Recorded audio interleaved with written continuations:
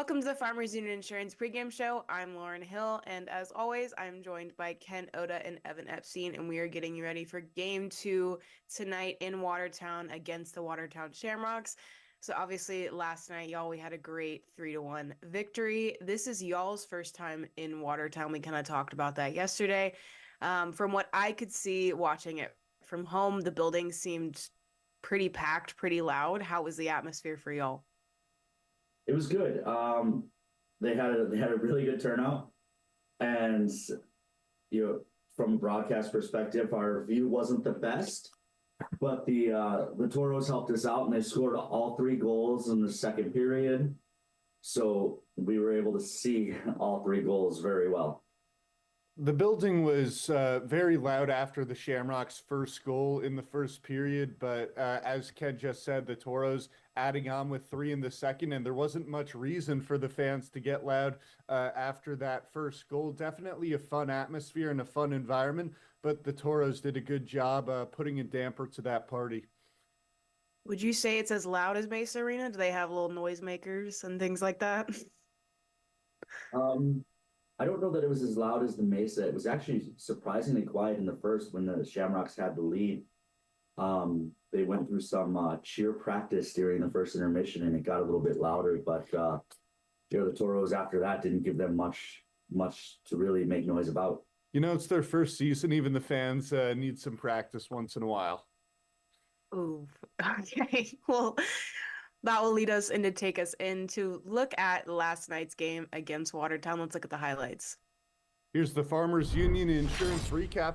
The Shamrocks got on the board first. Alexander Visnapu dropped it off in the slot for William Shepard, and Shepard got it by Lucas Svedin to give the Shamrocks a 1-0 lead.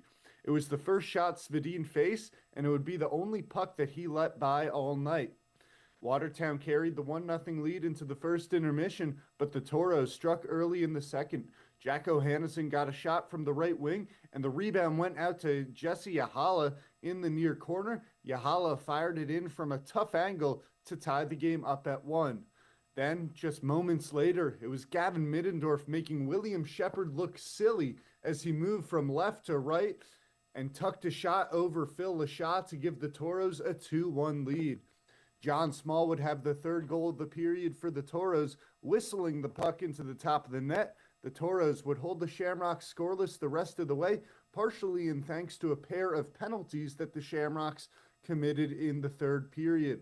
Some overall notes from the game: the Toros were disciplined for the most part, committing just 2 penalties all night. The only area of concern for the Toros was the power play, where the Toros were 0 for 4 and failed to generate many opportunities. All right, now let's take our attention back to tonight's game against the Watertown Shamrocks with a look at the updated Noodles numbers brought to you by Noodles and Company of Minot. So with last night's win, our Minotauros are 28-9-1 as we are still second in the Central Division, as Watertown is now 9-27-3 as they stay at 8 in the Central Division. Yeah, just about 2/3 of the way through the season here. You look at the goals for, goals against. Those numbers both favor the Toros heavily. Same with special teams numbers and penalty minutes, although the gap closing a little bit there, still almost 100 penalty minutes more for Watertown than the Toros this year. But really, all 5 games have played out the way the numbers would suggest that they would, and the Toros hoping that trend continues tonight as they look to make it 9 wins in a row for just the 3rd time in franchise history. And the Toros look to get back, converting on the power play, now 0 for their last 7, dipping below 25%. And Ken, you said it on the broadcast last night. I doubted you, but the Toros did fall to 2nd in the league on the power play. All right, and we'll be back with more of the Farmers Union Insurance pregame show after a quick word from our partners.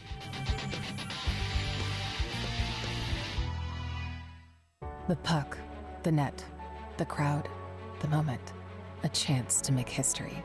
Just like that perfect play, we're here to help you win at your financial game. At Great River Federal Credit Union, we offer competitive rates and innovative technology designed to empower you to achieve your goals. Become a member of Great River and score a $100 bonus when you use promo code Hockey100. Visit greatriverfcu.org/Hockey100 for details and open your account. Member NCUA. Welcome back. It's time to look at our Minotauros Booster Club players to watch, and I'm going to kick it off with my choice tonight of Jesse Uhala. We kind of made the joke yesterday. Nobody is actually picking Gavin Middendorf, even though one of us should be because his streak seems to continue whenever we grace his name on this show. But based on what Ken is going to say, I'm sure y'all know what he's going to say, who he's going to pick at this point. Jesse is there to help Ken's pick, honestly. I think a lot of pucks are going to go toward Jack O'Hannison tonight, and Jesse's in his line. I think that if O'Hannison produces, Jesse is bound to produce as well. So, Yeah, I'm going to go with Jack O'Hannison, as I have been since we've been on record watch with him. Hopefully, this is the last time I have to go with Jack for a little bit. He needs 1 point to pass Stacks. He did have the assist on Jesse Uhala's goal last night. So that time with Trevor Sahoyak for most points all time in franchise history. Just needs one more to hold the record all by himself. I'm going with the man between the pipes, Lucas Svedin. Svedin led in the first shot on net last night, and then he made 26 saves on 26 shots to hold the Shamrocks to 1 goal as the Toros took him down 3-1. He's now given up 5 goals over his past 6 games. And as the Toros have won 8 in a row, Svedin has been a huge reason why. All right, that'll bring us to our home key group keys to the game. Ken, what are your keys to tonight's game? And there definitely is a theme going on here. There certainly is. Toros need to be like Lions. I thought there were times last night where they were a little too passive, especially on the power play. I would like to see the Toros get more aggressive right from the start. Especially on the power play last night, I thought a little too guilty of standing still in the offensive zone. The very aggressive penalty kill from the Shamrocks really prevented the Toros from getting much of anything going on the man advantage. And that starts in the face-off circle. The Shamrocks won the vast majority of face-offs when the Toros were on the power play. That let them clear the puck and continue to kill time off the Toros' power play opportunities. And if the Toros can win those draws and get into their set plays, that'll help them get the offense going and help them be more aggressive. Second home key group key to the game would be the Toros have giants, right? You look at the Toros' top 6 scorers, they all would lead the Watertown Shamrocks in points. The gap is so wide that the Toros' top 3 scorers, Ian Spencer, Jack O'Hannison, Jesse Uhala, all have more points than Watertown's top 2 scorers, Markham and Sproul, combined. So the Toros' offense just significantly more productive than that of Watertown. And let's see the Toros finish a game out like that. See us score more like the 8-1 win last week Friday than these 3-2 and 3-1 victories we've seen in the 2 games since. And my third home key group key to the game would be like Saints. The Toros penalty kill was only needed twice last night. I'd like to see that discipline continue, not just tonight, but as we move forward through the rest of the season. A top-ranked penalty kill, so certainly you could probably get away with taking more penalties. But when you're playing teams that are behind you in the standings, one of the biggest things they can rely on is getting a power play goal to help keep themselves in the game. So we hope the Toros here can keep the Shamrocks at 5-on-5 and continue to show that discipline. You thinking a little bit about the Super Bowl next week, Ken? That's a little With bit, these picks? but that has a little bit of a Watertown tie to it as well. So if anyone can guess it, did they get anything? Or We'll see. We'll see. All right, we'll be back with more of the Farmers Union Insurance pregame show after this commercial break.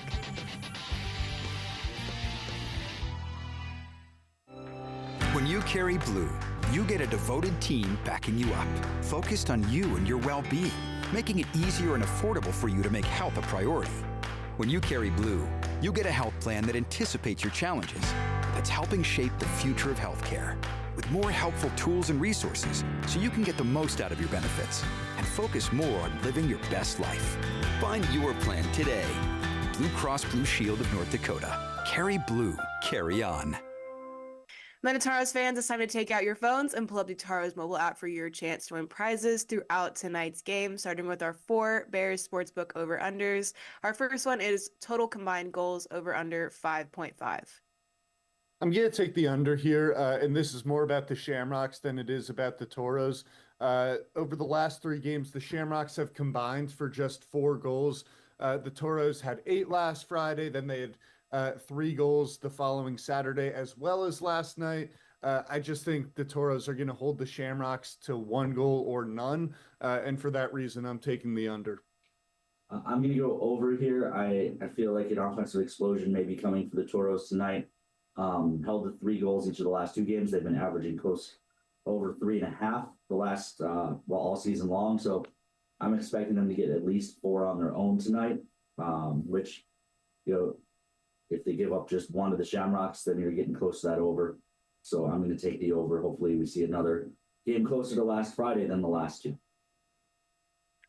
I would love to see an offense explosion, as Ken just said. But the last 2 times that we played Watertown on a Saturday, the games tend to be lower scores than the Friday night games. So I'm going to go with the under here. Our second one is total Toros power play goals over under 0.5. We talked about it. Toros 0 for 4 last night, 0 for 3 the night before against these guys, 0 for 7 over their last power play. 7 power play opportunities against these guys. I have a feeling that 25% power play rate's going to kick in, and the Toros are going in that 1 tonight. Yeah, I agree. I'm going to go with the over here. We haven't really seen it happen, especially last night and a little bit last weekend, but I think that with the adrenaline of beating a team 3 times in a row, that something may happen tonight and that power play goal will kick in. I'm going to take the over as well. And what this reminds me of is last Friday when after an 8-1 win, Lucas Fedin said that they needed to work on the little things. I think this is a Toros team that is going to say, wow, we really didn't do anything on the power play last night, despite picking up that 3-1 win. It's going to be an area of focus tonight, and I think they cash in. I like that we all agreed on that one. Hopefully we'll all agree on this next one. Total points for Jack O'Hannison, over under 0.5. Obviously, I can't go against my player to watch as well as Ken's player to watch. And we've been waiting for this moment to happen since the beginning of the year. Honestly, since the end, a little bit of the end of last year. So I have to go over for this one. Yeah, there's no way we can take the under here. I'm going to take the over as well. We sat in suspense a little bit last night on his first assist. We knew he should have had it as it was a shot from O'Hannison and Yahala scooped up the rebound, but it didn't come through right away. But O'Hannison did get credit for that assist, and I think he will get point number 119 tonight with the Toros to take that all-time record by himself. Yeah, I can't make it my player to watch for now 3 weeks straight and not pick the over here. So hopefully Baby J gets the record tonight for the Toros. That'll bring us to our McDonald's Toros trivia question. Which Toro played the saxophone in middle school? I don't think either of you know the answer to this, but we'll hear your guesses. Your options are Jordan Gibbs, Adam Mahler, Chuck Owens, or Ian Spencer. Now, if we really think about this, I played a big instrument in middle school. You have to haul that thing around, in its case, basically the entire day. I'm thinking, I do not know this answer, by the way. I want to preface that. Ken was very right when we do not know this answer. I'm thinking about who has the willpower to carry on a saxophone at the ripe age of 12 for like 8 hours each day. Genuinely, that dumbs it down to Jordan Gibbs and Adam Mahler for me. The idea of Adam Mahler playing a saxophone just doesn't fit in my mind, so I'm going to go with Jordan Gibbs as my answer. I'm going to go Ian Spencer here. I have no shot, but I could see Spencer playing a saxophone.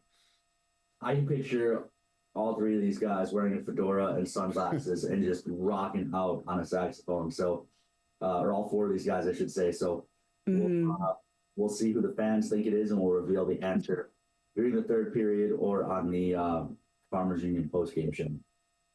I would honestly, we should just create a little Minotauros band. Get a little foursome saxophone band there. That would be great. But other than that, do y'all have any final thoughts for our 4th game in a row against the Watertown Shamrocks? Yeah, I think the Toros, the 2 things that they want to improve on from last night, is coming out hot early. They trailed going into the second period, and that's been something even over this 8-game winning streak. They haven't always come out hot in the first. You'd like to see them get the early advantage, as well as focusing on the power play, which we talked about throughout this pregame show. I think the biggest enemy for the Toros tonight is complacency. You beat these guys 3 nights in a row, 5-0 against them on the season. You hope the Toros don't come out and just think it's going to be an easy game, because what we've seen from the last 2 nights, especially against these Shamrocks, is they do put up a fight. They haven't rolled over. Games haven't gotten kind of silly like maybe some of the games against the Mallards have. So hopefully the Toros come out ready to bring it tonight. And like I said earlier in the show, get that 9th win in a row for just the 3rd time in franchise history. Lots of cross fingers and toes for tonight in Watertown's arena. But that'll do it for the Farmers Union Insurance pregame show. We'll send you out for one more break, and then Ken and Evan will be back with the drop of the puck right here on the Minotauros Network.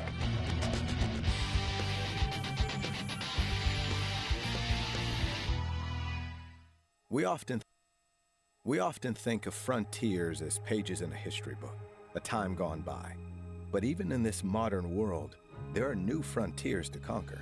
Whether you're tending the land to grow a better tomorrow or growing a business for new opportunities, the work you do powers the world. Exploring the frontier means stepping forward, shaping the future for yourself and for those around you. First International Bank and Trust, helping you live first, one step at a time. When you carry blue, you get a devoted team backing you up, focused on you and your well-being, making it easier and affordable for you to make health a priority. When you carry blue, you get a health plan that anticipates your challenges, that's helping shape the future of healthcare, with more helpful tools and resources so you can get the most out of your benefits and focus more on living your best life. Find your plan today. Blue Cross Blue Shield of North Dakota. Carry blue, carry on. I am Melissa Mack, and I do collections and loans at Aspire Credit Union. My name is Amy Rasmussen, and I am the Member Experience Coordinator at Aspire Credit Union. I think it's very important to give back to our community to show that we care. I think that we're very good at showing our members we care, and they see us out in the community. What I like most about working at Aspire Credit Union, it is very family oriented.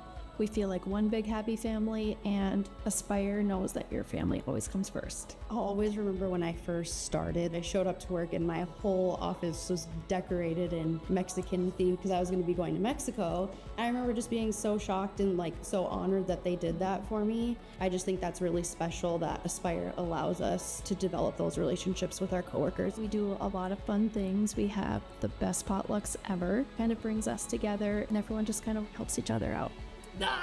Aspire to more. And the horn sounds. Toros, our Central Division champions. Drives in. Ian Spencer. It's off far side, shrugged away by Lucas Sweat. He shot it in. Toros win. Shot it in. Toros win. John Evans is second of the night. Is there a better place to play junior hockey than Minot, North Dakota?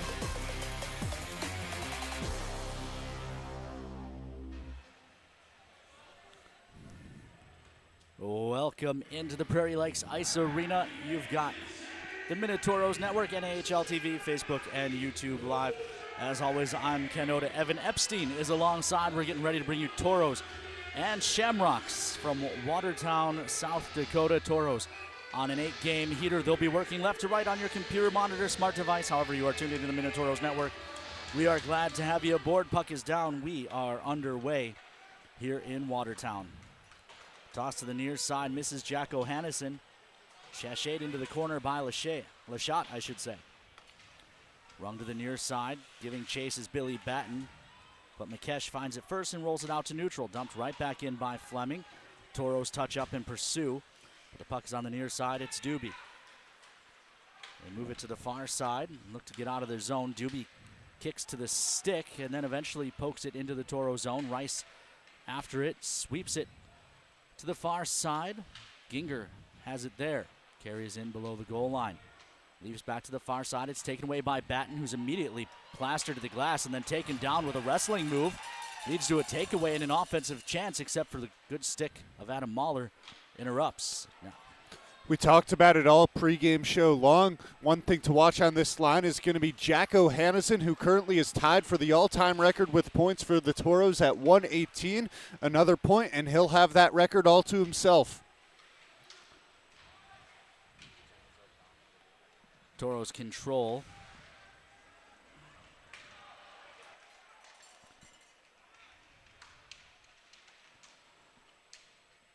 In their own zone, it's Jordan Gibbs. Gibbs, glass and out for Ian Spencer, who hacks across for Mindorf. Mindorf cuts to the middle. A good poke check by Shepard, frees it up.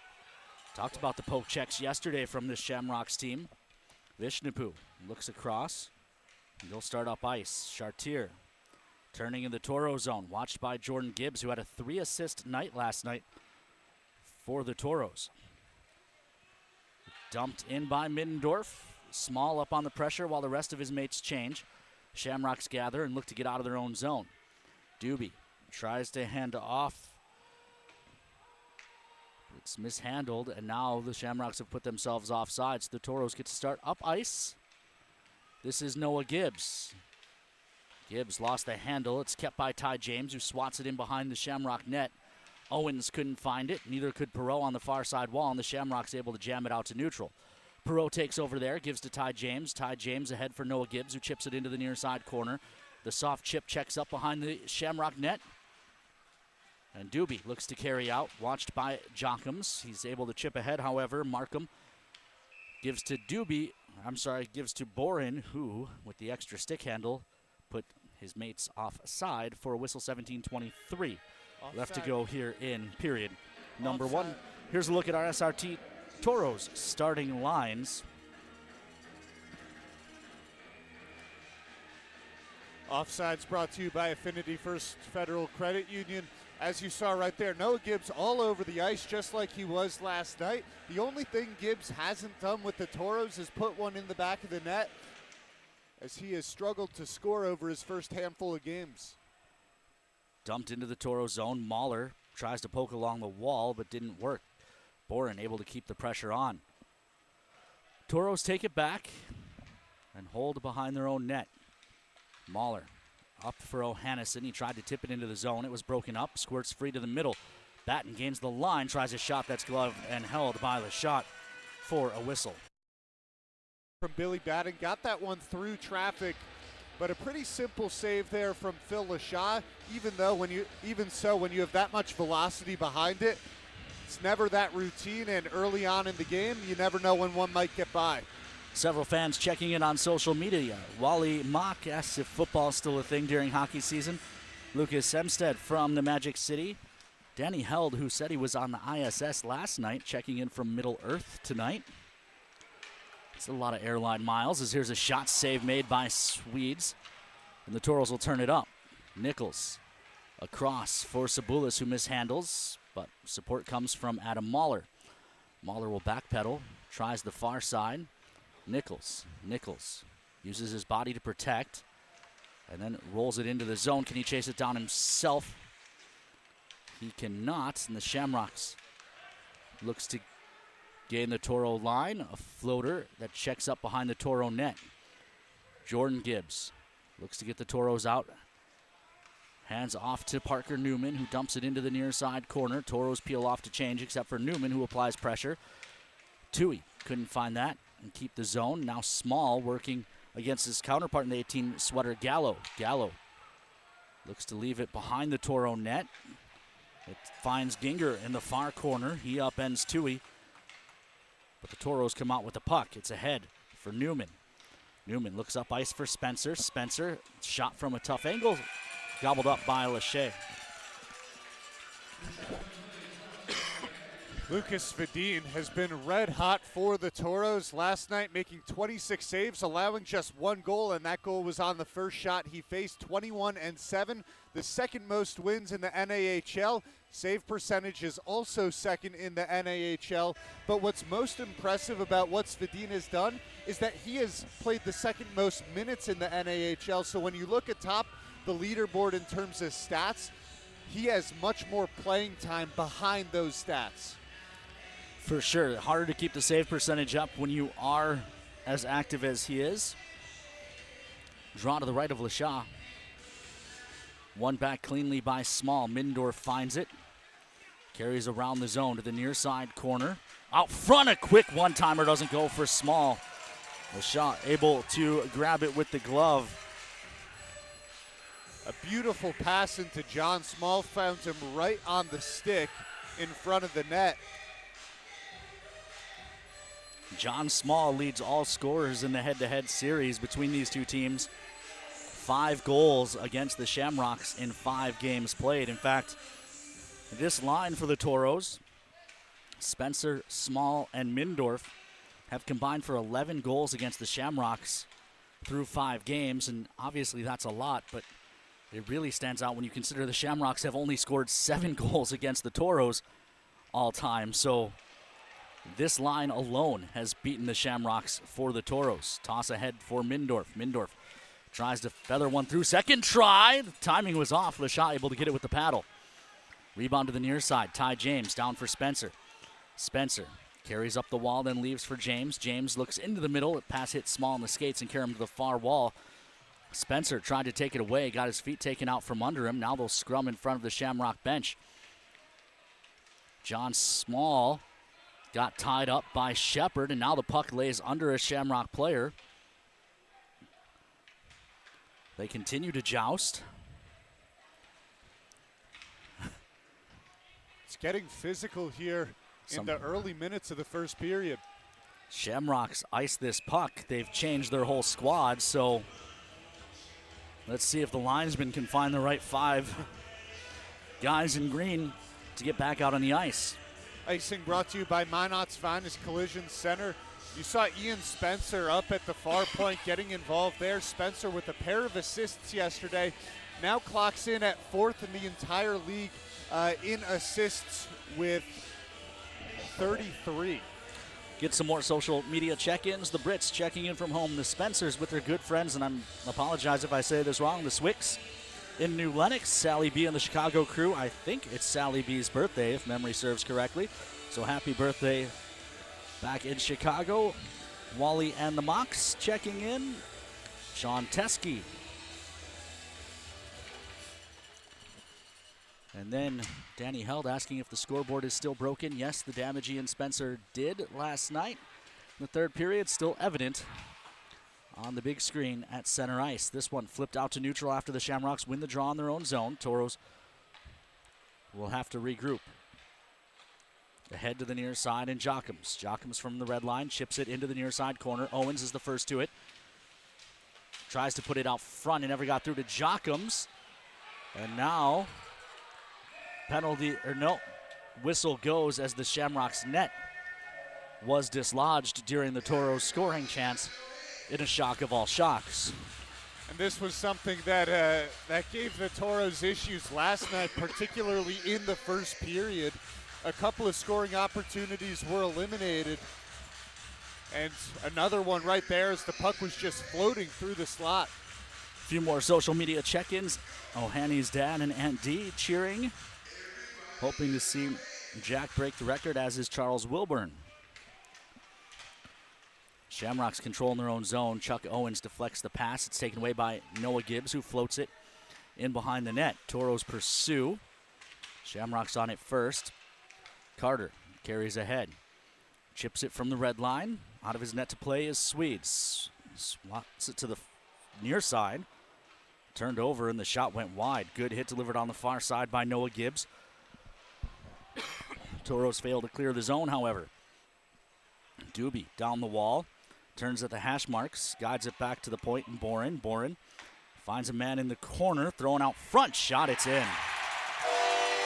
Shamrocks strike first, just as they have the last 2 meetings between these teams. And you take a look at that goal. It's actually the secondary assist that sets it up from the near side point down to the goal line as Ginger passed that through 2 defenders. Then a pretty simple centering pass in front of the net of Svedin, and the Shamrocks were able to finish it off.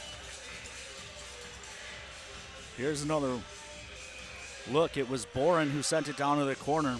for Boren. He is the Shamrocks' leading point man against the Toros. He picks up his 4th assist and 5th point overall against the Creaming Cardinals. Swedes out of his net will stop this. Turned over, quick shot, gloved and held. Big save by Swedes, who then goes palms up, wondering what's going on with his team in front of him.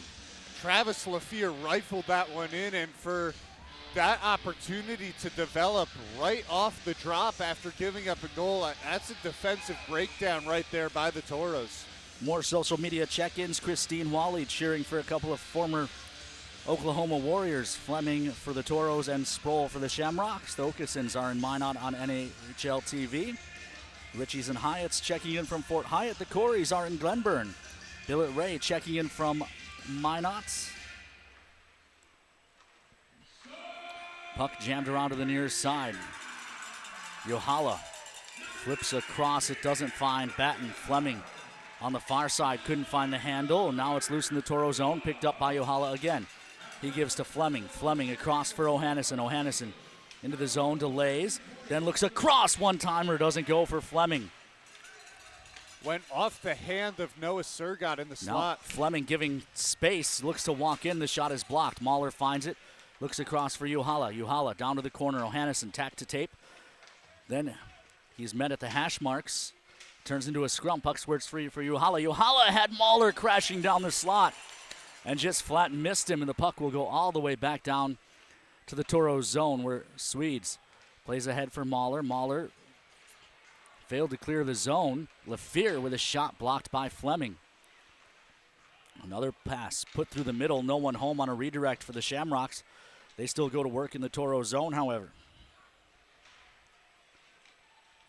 Far side. They scrum in the corner. Yohala and Fleming there for the Toros. It squirts free. Shamrocks jam it to the near wall.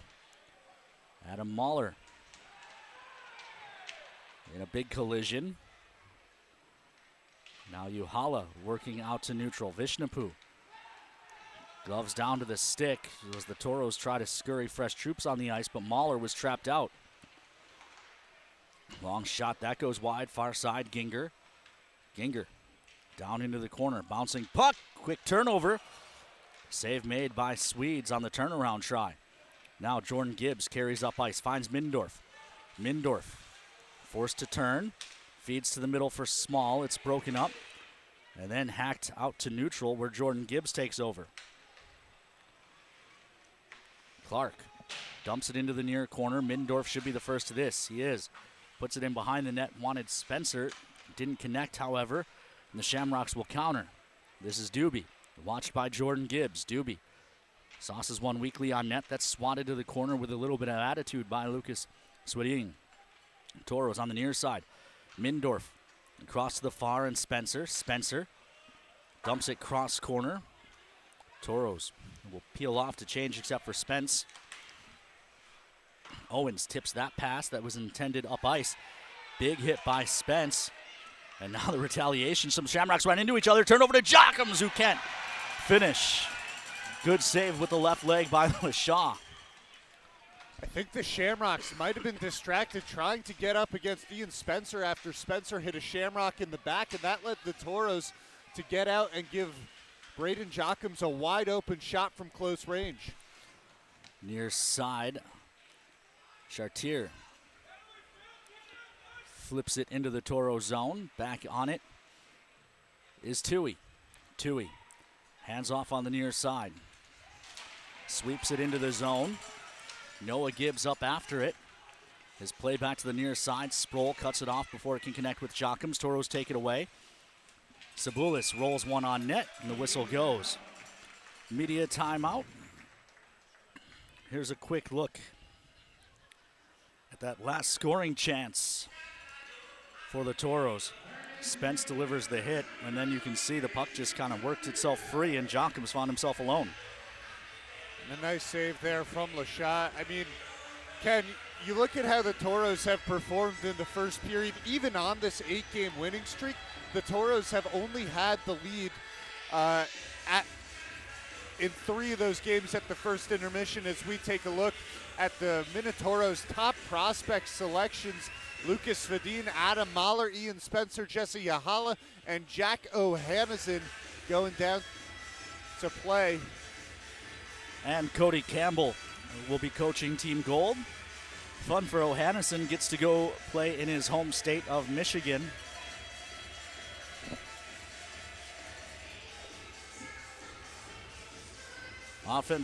Offensive zone draw coming for the Toros out of the media timeout. Yohala line, he's got O'Hanneson in the shooting hole. It'd be a fun time to see the record right here.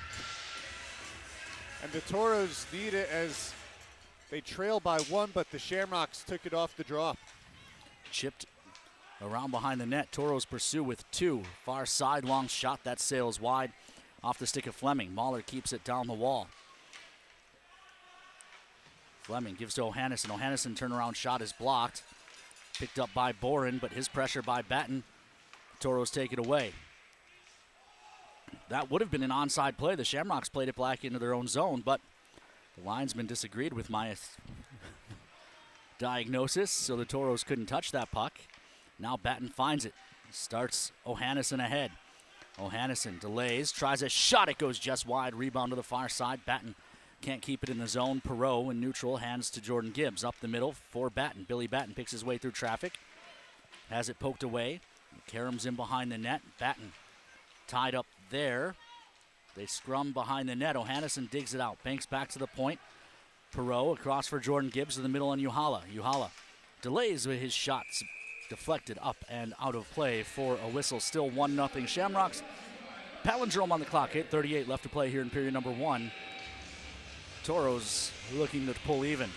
And even though the Shamrocks lead 1-0, the Toros have had more opportunities from close range. Braden Jockums and Landon Fleming both had it point blank.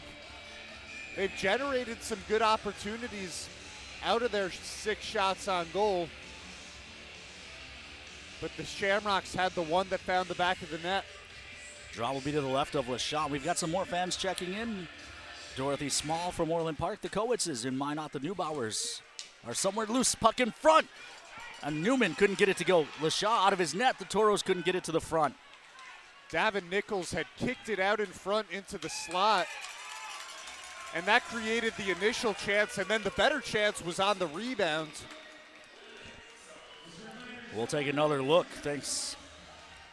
As Parker Newman on the left couldn't clean up the loose puck.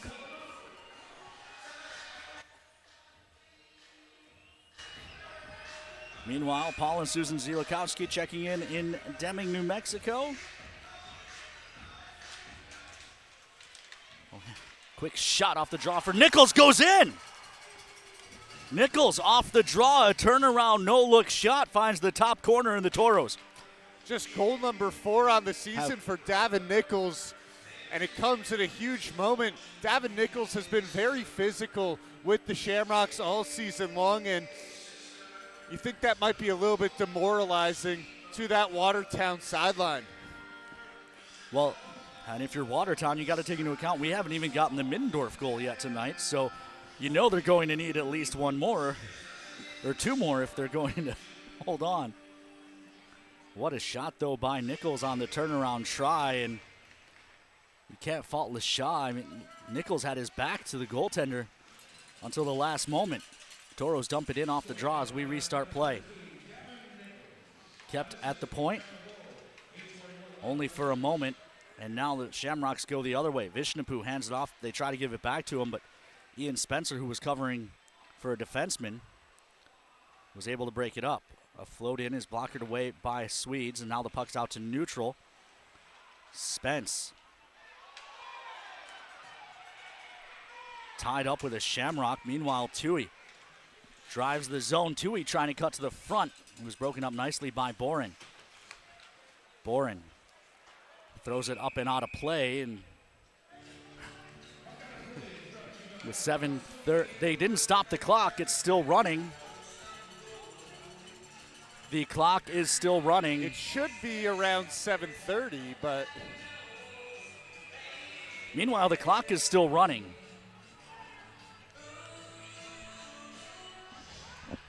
And it's been 20-something seconds. They haven't stopped the clock. And I think the officials, have they realized? They have not realized it. It's still going.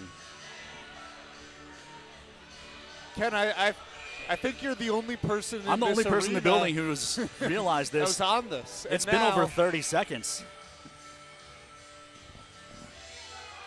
It was 7:31 when the whistle went. And one of the officials finally realized, skated over to the box, and they're going to put 7:33 back on the clock. I'd rather have 2 extra seconds than 30 fewer. All right. This is why we need to just bring J.R. Sweet and Emma Palmer and the rest of the penalty box crew with us on the road. Toros have the best off-ice official crew in the league. And it's moments like that that reinforce that opinion. Anyway, we restart play. Toros start up ice after a Shamrocks rush was... There is some drama on the benches. Meanwhile, a shot gloved and held by LaShaw. Mahler is on it. Noah Gibbs got in the way of the vision of Phil LaShaw there. There's a little Pierre Maguire spot between the branches, and I tell you, I wish we had brought Lauren Hill this weekend to be down in there.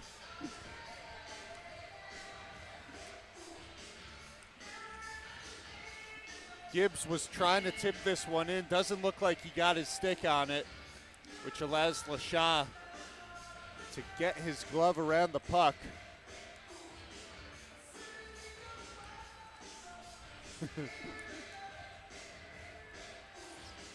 So in the meantime, the Toros have now racked up 10 shots on goal, as ever since Davin Nichols scored to tie it up at 1, the Toros have had the puck down in the Shamrock zone. As this is now coming to the right of LaShaw. See if the Toros set up another play right off the draw. Toros win it back, but neither Ohannes nor Batten could get it. Squeezing in instead was LaFear. LaFear can't dance through Jordan Gibbs, however. Leaves the puck at the side of the net. Turning with it is Mikesh. Mikesh back down low. Quick out front. One-timer. Blockered aside by Swedes. Yohala on it. Yohala carries into the zone and shovels it deep into the corner. Shepard on it first. Yohala, meanwhile, gets upended. Alone in front is Batten. And why did the whistle go? Hannison and Shepard.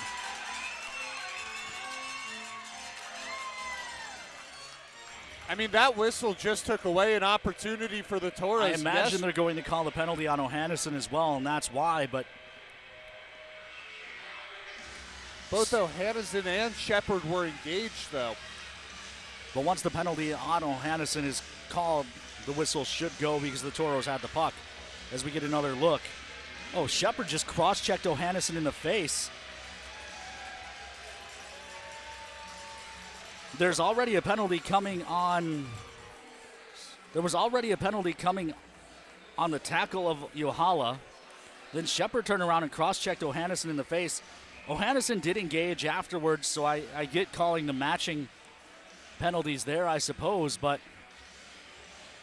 So both Vishnapu and Shepard are in the box for the Toros. Ohanison's in the, for the Shamrocks. Ohanison's in the box for the Toros, and the Toros are going to go on the power play, but, you know. Ohanison chirping across the boxes as well. We should have left the wireless mic down there. Actually, probably not. We probably don't want that going out over the air. Excuse me. Meanwhile, while we're waiting, we got some downtime. Let's roll through some more social check-ins. Jack Ohanison's mom cheering from back home. The Ackermans are aboard. Oh, the Braves from Granville. David Van Lith is aboard again. Grand Rapids cheering for Newman. Sean and Patty Bakoven checking in from the Bonfire Theater. Patrick Johnson, Luke's dad, checking in. Betsy Patterson from Tempe, Arizona. As we're back underway, Toros to the power play. Quick puck movement. Gibbs with his shot. Save made. Rebound comes to the near side. Noah Gibbs feeds John Small. John Small picks his way through traffic. Shot, it's in! Smallsy is 6th of the year against the Shamrocks, and the Toros lead 2-1. Well, the Toros were 0 for their last 7 on the power play, but they cashed in on their first opportunity tonight. Noah Gibbs had the first shot there. LaShaw looked a little bit uncomfortable, and then John Small got it by, as John Small has been red hot as of late. This is now his 4th game in a row that he's scored. Here's another look. Small just picks his way through traffic and rifles it into the back of the net.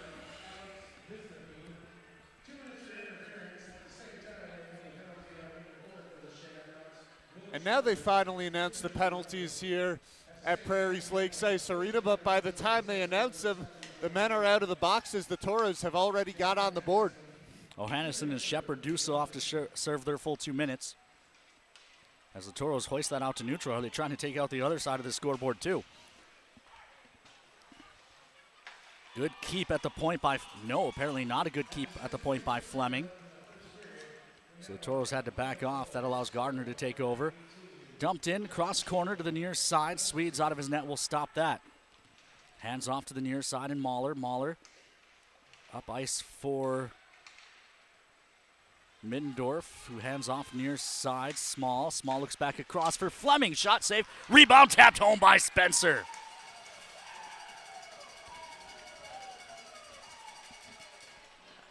(3-1) with 5:39 to play in period number 1. And it is all Toros after the early wake-up call. This place has got quiet in a hurry, and once again, this is going to be the secondary assist that sets up the goal for the Toros. As I believe it was Middendorf sliding it across through traffic. The first shot, which sets up the first shot, we'll take a look here. Now it's going to be Small who slid it all the way across. That sets up the shot, and Ian Spencer is right there to clean up the rebound, and there's nothing LaShaw can do about it.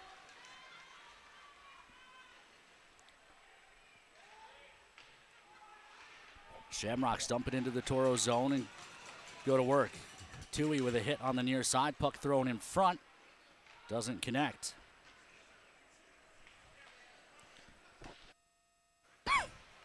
Dumped back into the Toros zone, and that will go for an icing. Icing is brought to you by our friends at Minot's Finest Collision Center.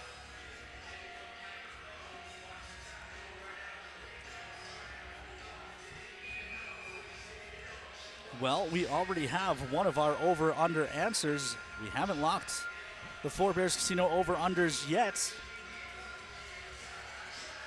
You have a chance to get in. 95.2% of you had the Toros getting a power play goal. You had the over.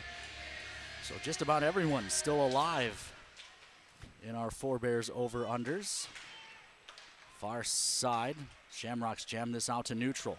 And you look at that Toros power play sitting at 24.34% coming into this game. For the first time in a long time, the Toros weren't to top the league in power play percentage. We'll see if that changes after that score. Sabulis behind the goal, working against Doobie. Puck to the far side. Poked free. Sabulis couldn't hold on. And now it's Boren who chips it in. Boren, the Shamrocks' leading point man against the Toros. A long shot. That's blocked off by traffic. Out from behind. Another shot save made by Swedes. Puck to the point.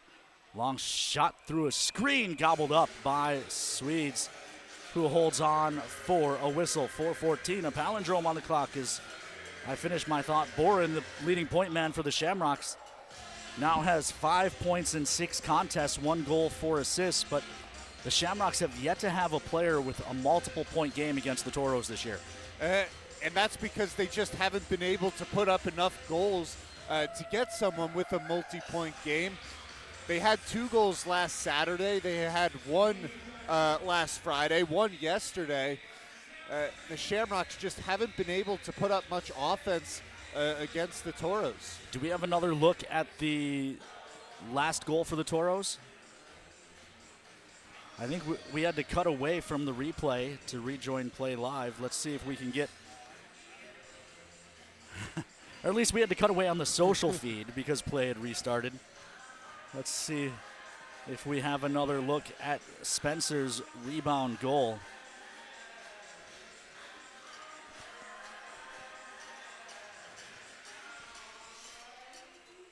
We may run out of time again, Kobe. Well, Lucas Vadine, so far it's been a similar story to last night where he lets in an early goal and then looks pretty sound. He just faced a couple of difficult shots on the last possession for the Shamrocks, but he's been able to cover them up. Next whistle.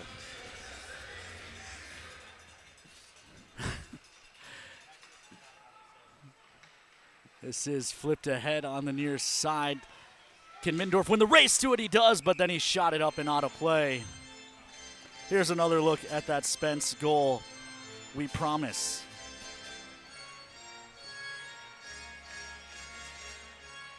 The initial shot and the rebound was there for the easy tuck home for Ian Spencer, who at one point was leading this team in goals and now has become an assist man until putting that one in. Draw in neutral. Puck to the near side, poked free by Small, but it lands on the stick of Shepard. Thrown up ice. This is Lafleur into the zone for the Shamrocks. Long shot gobbled up by Swedes. More fans checking in on social. We've got Rhonda Kemet cheering on the Toros. The Biggs family from Orland Park. Darlene Edwards from Toronto, Canada. The Thompsons are in Florida. Nancy, Hope, and Zoe watching in New Lenox, Illinois. Lots of fans jumping in the comments celebrating the Toros' offensive explosion. Toros lead 3-1 with 3:49 left to play in period number 1. Shots 15-10 in favor of the Toros, who start up the near side. It's Ty James. James gains the red line and flips it deep. Toros pursue. Doobie shovels it up the wall, however. Sproul looks to go the other way. Watched by Clark. A good stick by Clark. Puts the Shamrocks offside. That allows the Toros to gather the puck. Yohala into the zone. Tried to drop it. Didn't realize he didn't have a trailer. The Toros will have to regroup in neutral. Yohala just keeps the puck away. Ohannesson was still in the zone when Yohala went back in. Leads to another whistle. Offsides brought to you by Affinity First Credit Union. So 3 minutes and 16 seconds to go here in the first period. And the Toros have really stumped the Shamrocks for about the last 10 or so minutes. Sproul over again to have words with Ohannesson.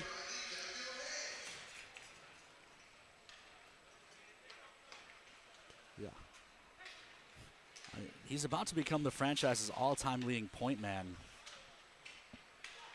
I'm not sure he needs to listen to chirps from just about anyone in this league. This is Ohannesson into the zone. Looking across, he's got Batten. Backhand try, doesn't go. And LaShaw able to cover the rebound. A beautiful pass from Ohannesson, and Batten can't finish it off. What would have been point number 119 for Jack Ohannesson. A nice move by Billy Batten to his backhand, but LaShaw stayed right with him. I mean, Carter Sproul is a fine player, 55 points in 94 career games in this league. That's less than half of the production that Jack Ohannesson has had. I'm not sure exactly what you say to chirp someone.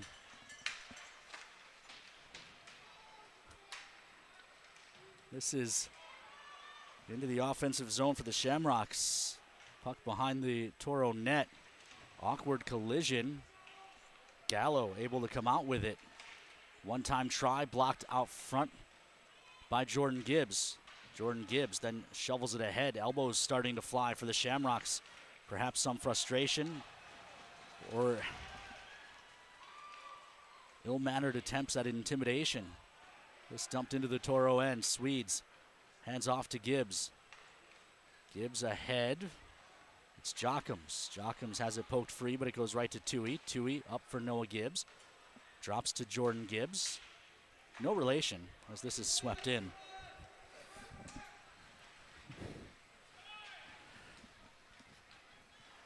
This is Doobie ahead for Rice.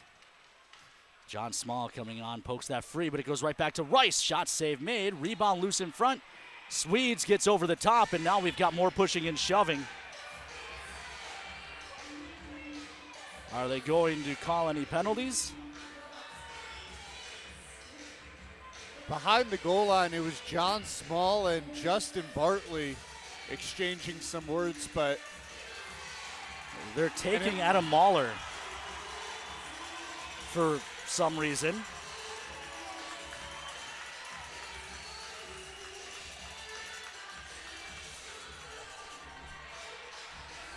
They call it a rough. I mean, Mahler was definitely the first person to instigate, but whether or not it's deserving of a roughing is questionable. At a certain point, he's just bigger and stronger than just about everyone on the ice, so. And you think the officials might just be wanting to tame this game down and give someone a penalty in hopes. I'm all for that, but if you're going to do it, you got to match them up, right? If you take one guy from each team and say, okay, we're not going to do any of that. Meanwhile, Spence takes this away and shovels it down the ice. Small up on the pressure. Toros on the penalty kill, brought to you by Papa John's. They are without one of the main penalty-killing defensemen. I guess if there's a good piece to it, it's that this is one of the weakest power plays in the league. Spence on the attack. Shot, it's in. Ian Spencer, short-handed, makes it 4-1 Toros. I guess it doesn't matter who's behind you if you're in the offensive zone when you're down a man. Well, Ian Spencer has the last 2 shorthanded goals now for the Toros. The last one came on January 4th against the North Iowa Bulls. Spencer just took it away on the blue line, got out ahead, and had enough space to take the shot. As we'll look at the replay here,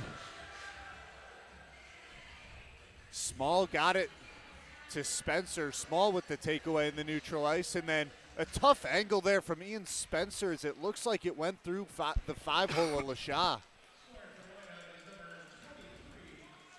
I thought it went far side, which is even a tougher angle to beat the goaltender wide, but still sneak it in the post. Meanwhile, Shamrocks still on the power play for 1:17 as they gain the line. 56 seconds left as the Shamrocks clear the zone on their own for the Toros. Final minute of play brought to you by our friends at Northern Plains Equipment. I'm sorry, that's not Vishnupu. That's Mishevsky's. Either way, the Toros take it away and make the Shamrocks go get it. Toros, one of the best penalty kills in the league, and it's showing here 88.99%, third in the North American Hockey League. Shamrocks roll this in front of Swedes. He plays it with the paddle, and then Ian Spencer will swat that all the way down the ice. 20 ticks left to talk here in period number 1. Toros lead 4-1. Into the zone come the Shamrocks, 10 seconds. They put one on net, swatted off the glass with the paddle by Swedes. And now Ian Spencer, 5 seconds left. Can Spence beat the clock as he's in? Shot just wide. LaShaw may have gotten a piece with the paddle. That would have been a natural hat trick and really put a punctuation mark on the period. Toros will still have 16 seconds left to kill on the other side of the break. But first, the Forebears Casino Lodge intermission report. We'll send you out to commercial. Come back in just a few moments. When facing disaster, it's not just the things we lose, but the memories. But there's hope. ServPro, with decades of experience in Minot and Bismarck, is always ready. Our certified professionals don't just restore homes, they rebuild lives. Because to us, you're not just a client, you're family.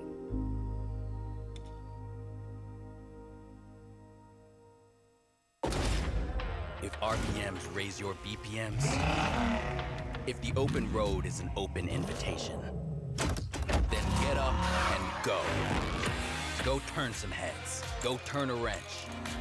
Go windows down. Go volume up. Go in. Go out. Go off.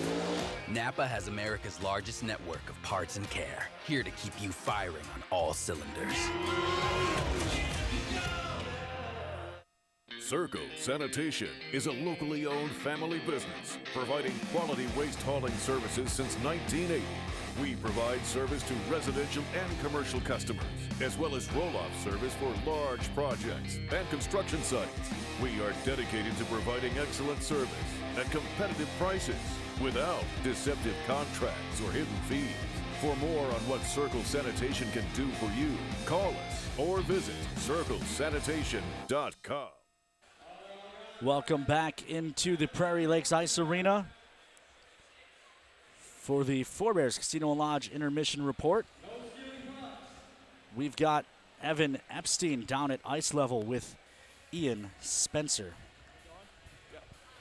I'm down by the ice with Ian Spencer. Ian, after the Toros fell behind 1-0, came back with 4 goals. What happened in the first period?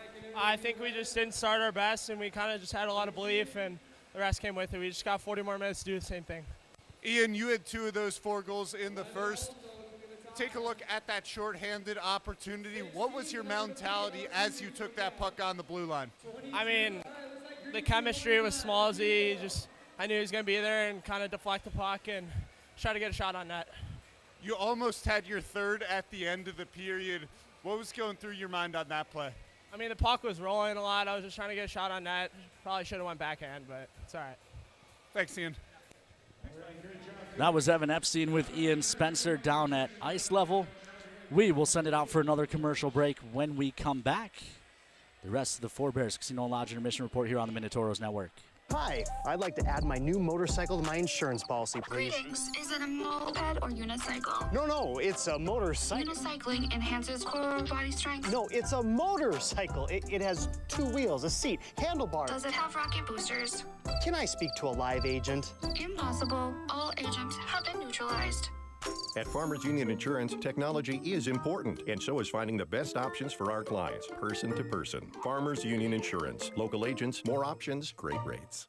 As long as you have the back of someone in the midst of an overdose, North Dakota's Good Samaritan Law has yours. Learn how to save a life at behavioralhealth.nd.gov. Opioids. Fill with care. Our history sets us on our path. From the moment we're born, we begin our walk through life. We learn so we can discover. We find our passion and develop our skills. We build relationships. We start thinking about what we're going to leave behind to those we love. Let our legacy help shape yours. First International Bank and Trust. No matter your place in life, we can help you live first. Since 1977, Northwest Tire's been your partner on the road for over 40 years. People have put their trust in our quality brand tires and expert service on the roads and in the fields for work, play, and travel. Northwest Tire, keeping you rolling down the road. We had a member that came into the credit union who doesn't historically come in. She went up to the teller line and said she wanted $25,000 in cash. The teller kind of questioned her about it. And she said, I'm buying a car, but she was kind of fidgety. And is that when she went to you first? She had to make a phone call to see who it was payable to, and that was which is red way flag. Weird. I mean, that's a huge red flag. And that's kind of when I came up there and I just said, are you comfortable coming to my office if we just sit down and talk about this? And that's where you took the phone and talked to the person on the other line, right? Then to hit the button on the phone and disconnect them, for her to say thank you. I'd rather ask the uncomfortable questions than hear that I just assisted someone losing $25,000. Perfect. That's when you know you did a good job that day. In life, there's good, better, and the best. The same theme applies for our car and light truck tires at Northwest Tire. We offer you good tires, better tires, and the best tires. Which choice is right for you? That depends on your tire performance needs and your budget. The choice is yours. Come in and talk to one of our tire experts and we'll help you decide which tire is best for you. Keeps you rolling down the road. The Four Bears Casino Sportsbook has a new look. Enjoy Vegas-style betting in comfort. Play and qualify to win trips to Vikings or Raiders NFL games. Order a drink at the dedicated bar. Then kick back in a lounger and watch the full wall display. Feel the action all the way to the final moment and claim your winnings. Book it for private draft parties or game day too. Visit the remodeled Sportsbook at Four Bears Casino and Lodge, 4 miles west of Newtown. When facing disaster, it's not just the things we lose, but the memories.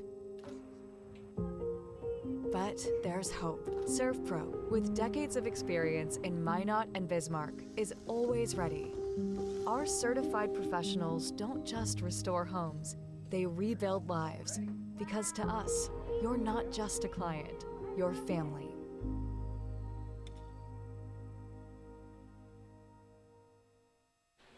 Welcome back into the Prairie Lakes Ice Arena in Watertown, South Dakota. Toros lead 4-1 through 20 minutes of play. Shots on goal, 17-14 in favor of the Toros. Toros 1 for 1 on the First Western Bank and Trust power play and 1 for 1 on the Papa John's PK. Let's walk you through all of the scoring. Well, despite the fact the Toros are up 1-0, it was the Shamrocks that got on the board first. Cam Markham picked up the goal here. Markham assisted by Carter Spruill as it came in front of the net, and Markham got it by. Then it was Davin Nichols who tied the game up at 1. Nichols with the turnaround shot. As we'll take another look here.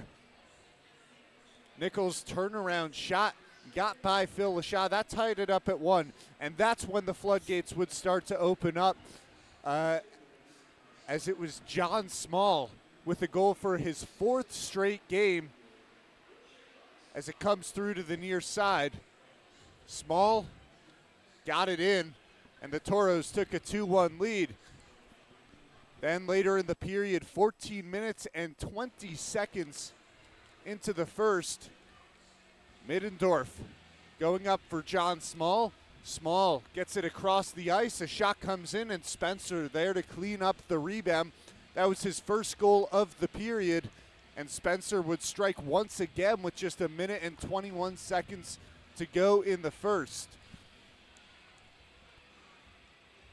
And that goal for Spence, his second of the period, Small had one as well, so that means this line has now outscored the Shamrocks in the head-to-head season series 14-8.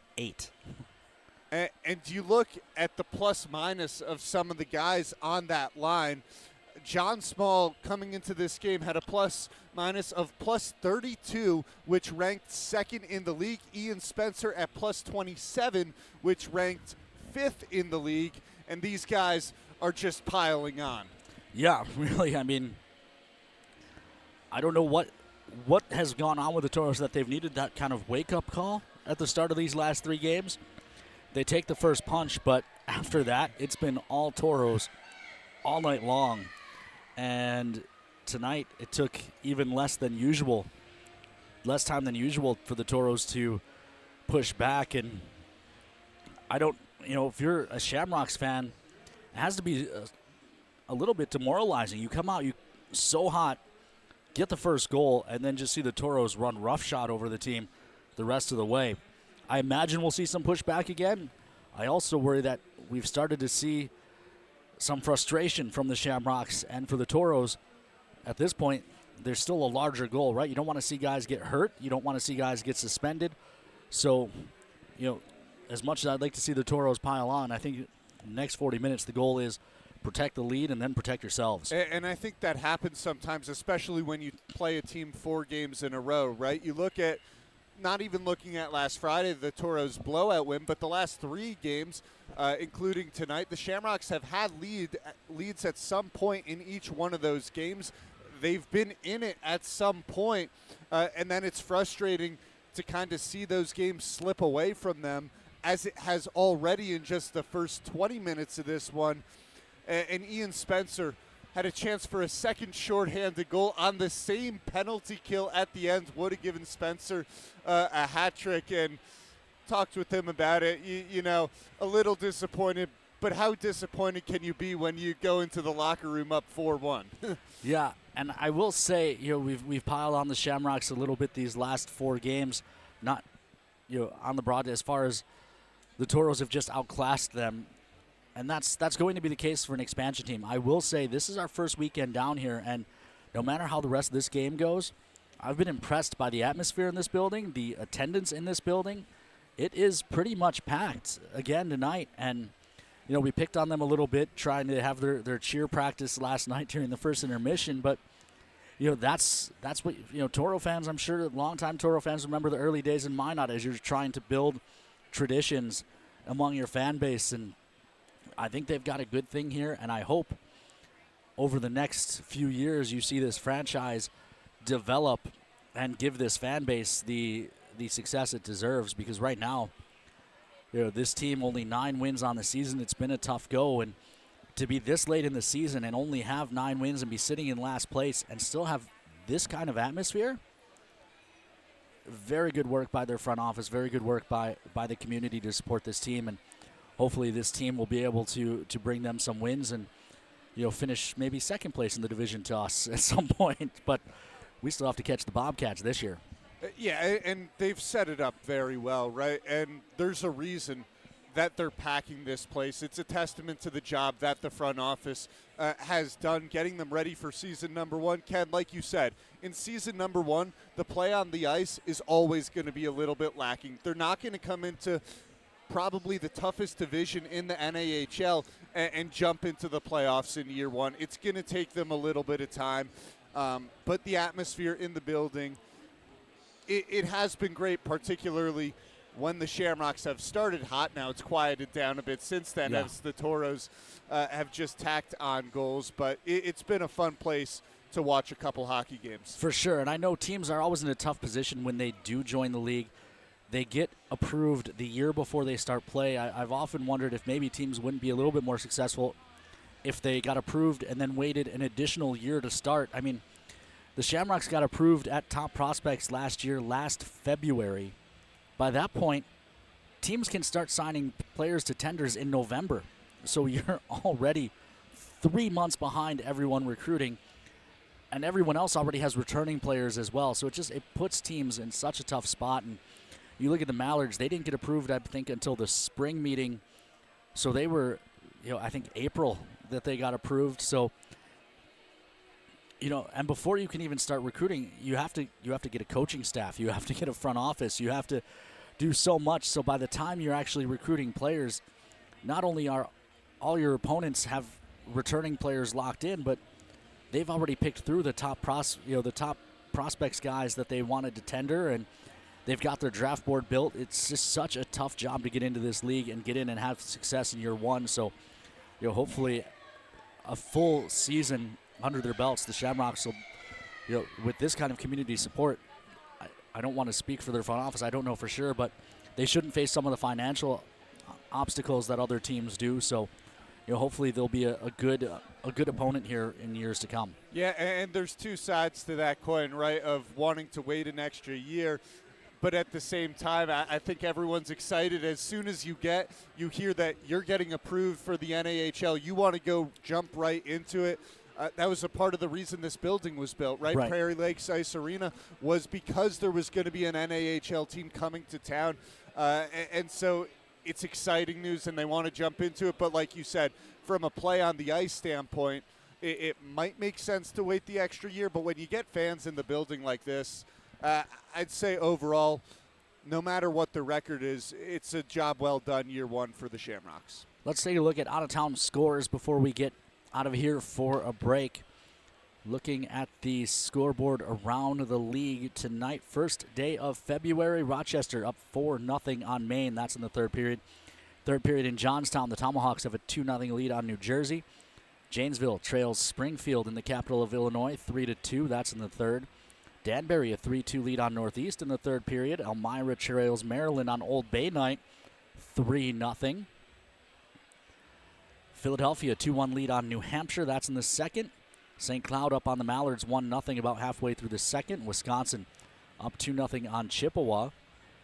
That one's mid-second. Colorado and Shreveport, they're at the first break tied at 2. Austin and Aberdeen finished the first period in a scoreless draw. Not only one that the Toros keeping an eye on to see what happens with Austin, but the Norsemen leading the Mallards, they're only 3 points behind the Wings for the fourth and final playoff spot. So I'm sure they're also scoreboard watching that one. In Bismarck, the Bobcats have a 1-0 lead on North Iowa. That's at the first break. Odessa and New Mexico are in the first, and New Mexico has a 2-0 lead. Lone Star 2-0 lead on Corpus in the first. El Paso and Amarillo are scoreless. That's because they're in warm-ups. I should read the clock before I get into that. And then not yet underway, Fairbanks visits Anchorage, and the Wilderness visit Kenai. We'll send you out to a commercial break. When we come back, we'll drop the puck on period number 2. Toros lead the Shamrocks by a score of 4-1 through 20 here on the Minotauros Network.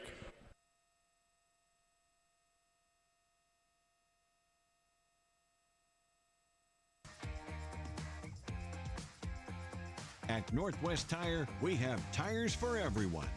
Needs tires that are reliable and safe to get her family where they need to be. Needs a tire that's heavy duty for all of his off-roading adventures. Needs tires that can get him from point A to point B. No matter what you drive or your budget. Northwest Tire keeps you rolling down the road. Lucky for us, life is full of choices, big and small. They define us, make us who we are. And when it comes time for you to choose a car, home, your next big adventure, or start a new business, Farmers Union Insurance has the variety of coverage options to protect each perfect moment. Farmers Union Insurance. Contact your local Farmers Union Insurance agent today. The puck, the net, the crowd, the moment. A chance to make history. Just like that perfect play, we're here to help you win at your financial game. At Great River Federal Credit Union, we offer competitive rates and innovative technology designed to empower you to achieve your goals. Become a member of Great River and score a $100 bonus when you use promo code HOCKEY100. Visit greatriverfcu.org/hockey100 for details and open your account. Member NCUA. We often think of frontiers as pages in a history book, a time gone by. But even in this modern world, there are new frontiers to conquer. Whether you're tending the land to grow a better tomorrow or growing a business for new opportunities, the work you do powers the world. Exploring the frontier means stepping forward, shaping the future for yourself and for those around you. First International Bank and Trust, helping you live first, one step at a time. When you carry blue, you get a devoted team backing you up, focused on you and your well-being, making it easier and affordable for you to make health a priority. When you carry blue, you get a health plan that anticipates your challenges, that's helping shape the future of healthcare, with more helpful tools and resources so you can get the most out of your benefits and focus more on living your best life. Find your plan today. Blue Cross Blue Shield of North Dakota. Carry blue, carry on. I am Melissa Mack, and I do collections and loans at Aspire Credit Union. My name is Amy Rasmussen, and I am the Member Experience Coordinator at Aspire Credit Union. I think it's very important to give back to our community to show that we care. I think that we're very good at showing our members we care, and they see us out in the community. What I like most about working at Aspire Credit Union, it is very family oriented. We feel like one big happy family, and Aspire knows that your family always comes first. I'll always remember when I first started. I showed up to work and my whole office was decorated in Mexican theme because I was going to be going to Mexico. I remember just being so shocked and so honored that they did that for me. I just think that's really special that Aspire allows us to develop those relationships with our coworkers. We do a lot of fun things. We have the best potlucks ever. Kind of brings us together, and everyone just kind of helps each other out. Aspire to more.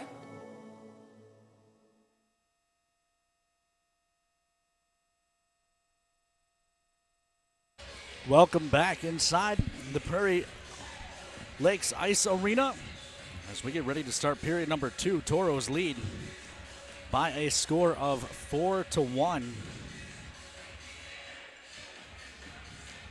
Goals from Nichols, Small, and Spence twice after a Cam Markham goal to open the scoring has turned what was a 1-0 deficit into a 4-1 lead in favor of the Cream and Cardinal. We're still waiting for a Jack Ohannesson point and perhaps a Mindorf goal, but other than that, as a Toro fan, you've got everything you've been looking for.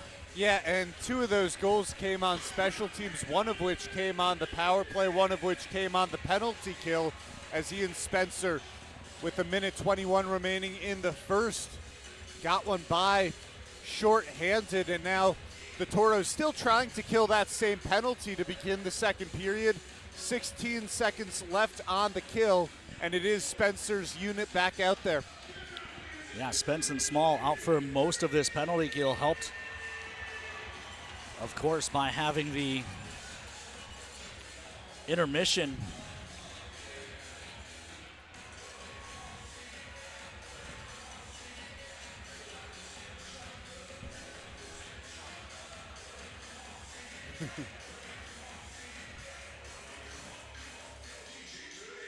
The officials just waiting on the clock to reset. 16 seconds left on the Papa John's PK for the Toros, who lead this 4-1 as we start period number 2. Dumped in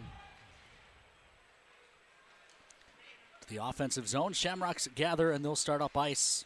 Toros will come full strength as Fleming sends that all the way down. Now the Toros are full strength. Well, if you're Cody Campbell, that's how you wanted the first 20 seconds of the period to go. Win the face-off draw and quickly flip it down into the Shamrock zone. Shamrocks go to work offensively. Good stick by Fleming, picks that pass off. He'll hand off to Mindorf. Mindorf speeds into the zone, carries in, shot, save made, rebound to the far circle. Spence got spun down. Meanwhile, the puck is out to neutral, but Small pokes it away. Tries to jam it up the boards, but it's taken away. Rice attacking. Feathers one in. It was cut off. Spencer was chopped down. Lost his stick, but broke up the play. Yohala can't keep it away from Ginger, and he leaves down the wall. Return feed for Ginger. Save made by Swedes. Far side, Perot tries to swat it up the wall. It doesn't work. Karam's back to Ginger, who goes behind the net, throws it in front. No one there for the Shamrocks. An easy takeaway for Mindorf, who gains the red line and dumps one on net. Rebound to the near side. Yohala couldn't find it. It's chipped out to neutral ice and then thrown deep into the Toro zone. Swedes plays for Tui. Tui looking up ice, just missed Ohannesson. They will say that goes for Minot's finest collision center icing, and the draw will come all the way back down into the Toros zone. More fans checking in on socials. Rachel Knight and the rest of the Knights watching on NATV in Minot. The Battens from Phoenixville, Pennsylvania. Looks like I was right on the birthday wishes to Sally B. Charles Wilburn enjoying all of the goals. Definitely worth the NATV subscription. Well, if you break down the payments per goal, the Toros are giving you your money's worth for sure this season. The Nices are in Arizona. Aaron Bliven is aboard. The Broussards checking in.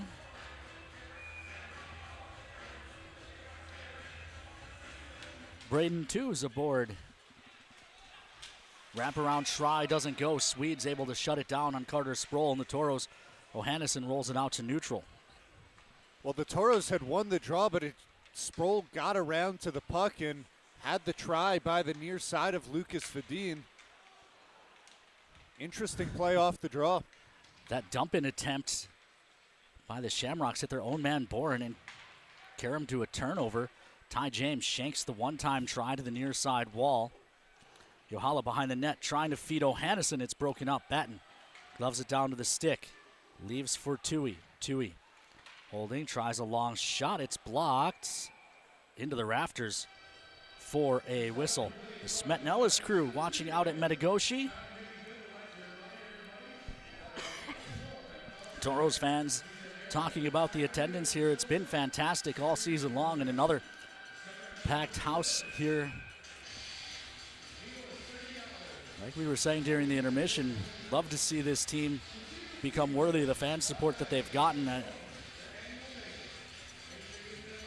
And hopefully they get some more home wins, just not while we're here. And really, as a Toro fan, that's kind of what you're rooting for the rest of the way, is that these guys play spoiler for everyone else. Meanwhile, Shamrocks on a 2-on-1. Jordan Gibbs with a good stick broke it up, and Hubert Clark came back to finish it off.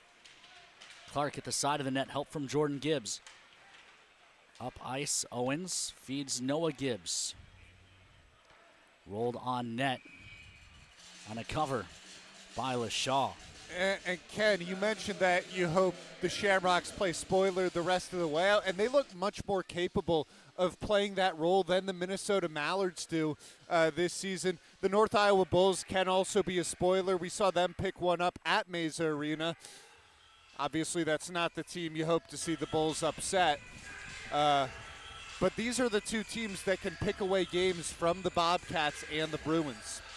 For sure, Toros are within striking distance, just 5 points back of the Bobcats, where you consider the incredible start they were off to is strange to say with still 20 games left in the season. This dumped to the near side. LaFear plays it in behind. Mahler hands off to Newman. Parker Newman carries up the far side, plays into the middle for Sabulis. It's broken up and eventually settled down by the Shamrocks. LaFear up the near side, tries a shot, save made by Swedes, and the rebound poked on net, I think by Fleming. But either way, Swedes able to gobble it up, no harm, no foul. 16:44 to play here in period number 2. Svedin squeezing the pad shut there. Yeah, it'll be interesting to see if that was Fleming, like you said, that poked it back toward net. No, I think LaFear reached back with the stick and got a rebound, got his own rebound. Jam play at the front. Swedes has it underneath, and now they continued to hack at him as he was sitting on that puck. And this is what we talked about.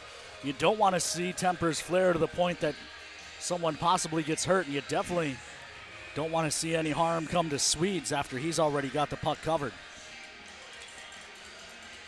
And everyone looks to be all right after a little pushing and shoving.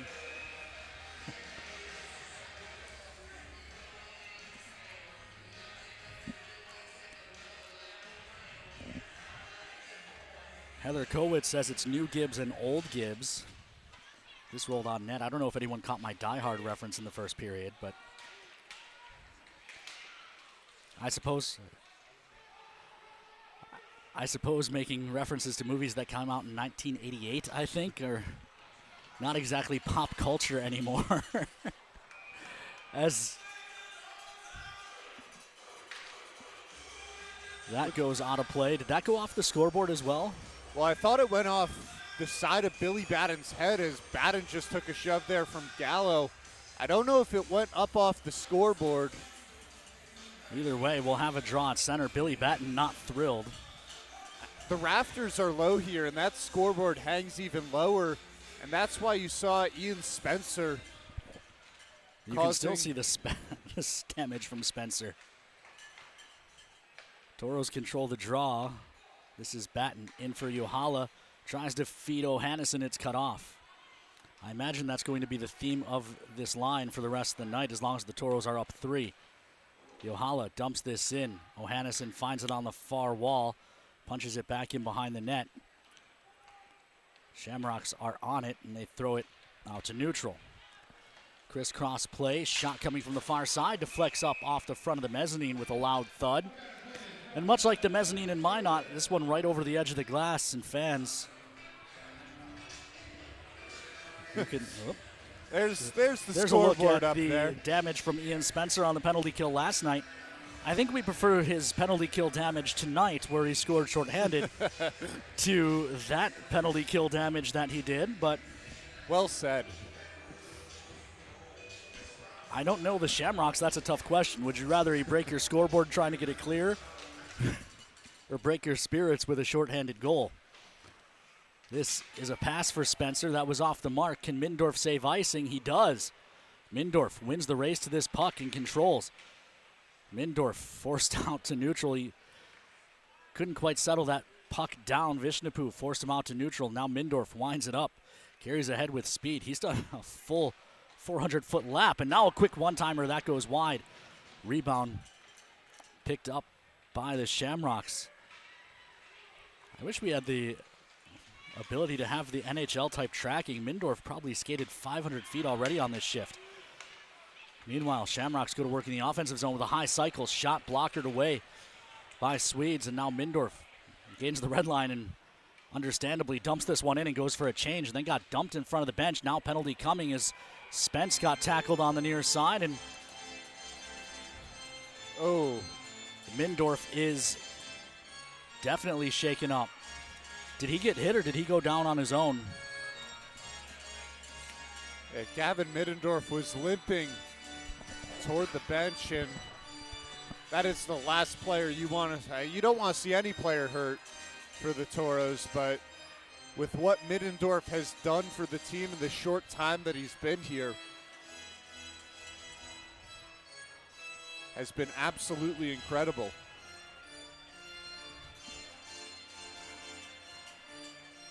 Megumi Furuta down the tunnel with Middendorf. Meanwhile, the Toros power play unit comes over the wall. It's the top unit, the Uhala group, as Dimitrius Develka is sent to hockey jail. Toros 1 for 1 on the first Western Bank and Trust power play this evening. Bouncing puck, eventually controlled by the Toros. O'Hannison just got chopped down. I think he got caught up high. Meanwhile, he's returned to his feet. The Toros have possession on the far wall. Batten hands down low. Shot save made. Someone's stick is broken as well, so the Toros really out there against 3.5 killers, I should say. This is Spence in the corner working against the stickless defenseman. Rung to the far side and Uhala. Uhala looking across. Good job to keep that alive by Mahler. Second try, though, gets out. Well, the best opportunity for the Toros came moments after the Shamrocks had 3 men crashing on the puck. As they were playing outside the dots, that created a lot of space in the slot. This is Spence holding for the Toros. Finds time, drops to the side of the net. Batten out front for Uhala. Shot blocked. O'Hannison touches up top for Mahler. Across, one-timer coming for Uhala. He fans on it into the corner. And the Shamrock fans finally have something to cheer for. Well, if they look at the scoreboard, it might remind them that there's a little ways to go. This is ahead. Good sign. Mindorf out taking his usual power play shift. Small. Hands down the wall for Noah Gibbs. Didn't get through. Jordan Gibbs keeps it at the near point. This is Jochums up top for Mindorf. Hands to Jordan Gibbs. Back to Mindorf. Looking across. Kick to the stick and a shot for Noah Gibbs. Doesn't go. Good save by LaShaw. Jochums looking. He had Mindorf crashing, but the pass got tipped on the way through. Good keep in the zone. Now Mindorf looks to cut in. Leaves across. Noah Gibbs. Shot hits a leg. Caroms to Mindorf. Shamrocks come full strength as Mindorf goes to work behind the net. He gets tripped down, and the penalty call will come just as the Shamrocks come full strength. They'll go back to the penalty kill. And it's hard to understate.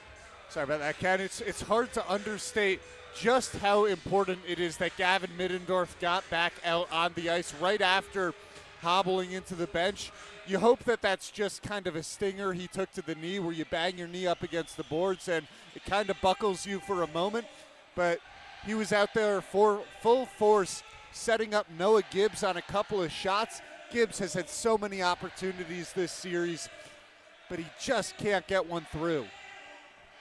He's had the exact opposite puck luck of Gavin Middendorf, right? Noah Gibbs, 40 points last year for Janesville since coming to Minot. He's not been able to get his first goal, but he's had a ton of chances. Meanwhile, it seems like Middendorf can just close his eyes and flick one in the general direction of the offensive zone, and it's going to go in. So you hope to see Noah Gibbs get on the right side of the hockey gods here in the not-too-distant future. And in a not great moment for the Shamrocks, LaShawn skating back to his net after the media timeout, just lost his stick. And that pretty much sums up the evening for Watertown. Meanwhile, the media timeout came, and I'm not sure that might benefit. I'm not sure who that benefits. The Toros just had their power play units out, so they get a break. They get to roll them back out, but the Shamrocks penalty killers also get a rest. I'd go ahead and say the Shamrocks get a little bit more benefit from that. No malfeasance by the penalty box crew. That's the timing of the media timeouts, but Yahala went down on the ground for the second straight faceoff on the power play. Toros now 1 for 2 on the power play, as this will be their third opportunity of the night, coming back-to-back with opportunity number 2. Feathered in for Spencer. He couldn't find the handle. He's taken to the end wall. Shamrocks find this. They ring it to the near side, and O'Hannison couldn't keep it. He'll have to retreat and retrieve. It's Vishnapu in the box for that trip. Meanwhile, Swedes fires one up ice. It's broken up at the blue line, and the Shamrocks will send it all the way down the ice. Swedes looks to stop it. Again, flips it up ice. Shamrocks have a man in offside, so they can't try to take advantage of Swedes either. Offsides prevents a goal, even if the offside player has nothing to do with the goal. This is Spencer turning off the wall, then drops for Uhala. Uhala picking his way through neutral, gains the line on the near side, rings the puck to the far corner. Good keep by Spence. Shovels down the wall. Uhala lost it, but O'Hannison was there. O'Hannison across from Mahler, and the Toros will set it up. Mahler looks far side, Uhala. Uhala drops down low. O'Hannison going backside. Pass didn't get there, and then Spence got buried in front of the net well after the whistle. I can't imagine the Toros are going to get much more help from the officials unless it's egregious, like that punch there by Shepard, but well, Noah Surgott, after dumping him, just continued to stand right over Ian Spencer, trying to antagonize the Toros, but like you said, how much help are the Toros going to get up 4-1 already on the power play right now? And the two things you're looking for right now, if you're a Toros fan, is that O'Hannison point, and you're also looking for a Spencer goal too tonight, one away from the hat trick. Although both of those men have now skated off the ice as the second power play unit comes on. The Lawrence is checking in from Minot. The Jockums from Ithaca. Jordan Gibbs hands to Noah Gibbs. Noah Gibbs wires. That one finds the end glass off a body. Mindorf trying to feed one across for Noah Gibbs. Had it broken up. Jordan Gibbs now finds this at the Toro blue line. Mindorf far side. Makes a move around a man. Gains the line. Toss across for Jockums. Jockums to the middle for Noah Gibbs. Noah Gibbs forced to turn on the near side. Tied up. Fights through a check and then feeds Mindorf. Mindorf walks in. Tries to feed one across. It was blocked. It came back to him. Can he stuff it short side? They dig at the side of the net. And now the whistle goes. Noah Gibbs gets dumped. And now LaShaw over to throw his blocker in.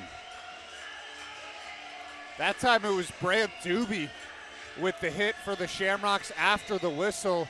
And so the Toros, well, they'll have 2 seconds of a 5-on-3, but they're going to have another 2 minutes on the power play. I believe they're taking Noah Gibbs as well, as Noah Gibbs just got punched again. Maybe not. It's Braden. They're taking Jockums. Jockums. Well, I guess, yeah, you can't really take Noah Gibbs for much. He got drilled and then piled on. So Jockums, and now they're taking Doobie as well. Sproles in the box. Here's another look at what precipitated all of this. So if they're going to call 2 penalties on the Shamrocks and only 1 on the Toros, it becomes a 5-on-3 for, well, 2 seconds. But the third penalized player's clock can't start. You can only have 2 running penalties at a time. So the third player in the box is going to have to serve an extra 2 seconds. And O'Hannison and Ginger are getting the explanations from the officials Fans are not happy about it. And that 2 seconds is a little bit meaningful. It gives you a 5-on-3 off the draw, and as it's going to take you a couple seconds to get back on the ice, if the Toros win the draw straight back, they should be able to get a pretty wide open opportunity right off the faceoff. You're probably not going to score within the 2 seconds, but you can set up a pretty good look, as you said, Evan. 10:51 left to play in the second. It's still 4-1 in favor of the Toros. Shamrocks win the draw, however. Can they hit the man coming out of the box? They could have, but they bungled the play, and now Yohala into the zone. Yohala forced wide, leaves it in the corner, gets it back, and then guides it back to Ohannesson. Ohannesson from the blue line looks across for Mahler, back to Ohannesson. Mahler up top, looks far side. Yohala shot one wide. Ohannesson finds the puck, gives to Mahler. Back to Ohannesson. Ohannesson shot. Save made. Rebound loose in front. Ohannesson lurking on the outside of the scrum. Shamrocks find it first and send it all the way down. Jack Ohannesson with a pretty good look there. Went through a lot of traffic. Ohannesson coming into this game, 153 shots. That's the most in the North American Hockey League. Tacking on some more in the second period here this game. Batten takes this away in the offensive zone and then jams it back to Mahler. Mahler down to the half wall. Yohala walks in. They drop it to Batten. Batten spins it in front. Spence got dumped down, and the Shamrocks able to clear it all the way down. Again, I don't think the Toros can expect many more gift calls. This is Spence up for Ohannesson. Ohannesson into the zone. Looks to set it up. Drops it down low. Yohala. Yohala gives to Mindorf, who just came on for Ohannesson. Yohala looking for time and space up top. Mindorf. Shot save made. Rebound given to the near side. Spence. Spence pressured and the puck poked out to neutral. Yohala rolls it into the zone, and then the follow-up try is cleared all the way down. 13 ticks left to talk on the First Western Bank and Trust power play. Mahler gives to Mindorf.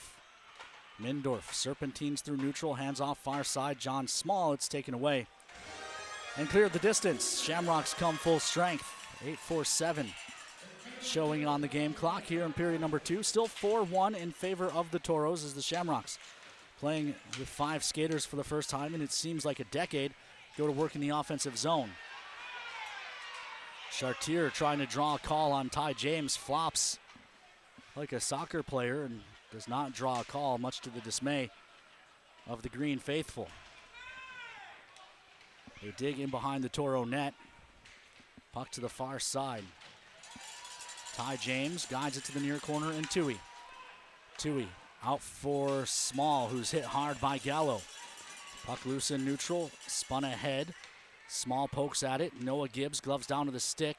Gets help from Small. John Small, shot save made.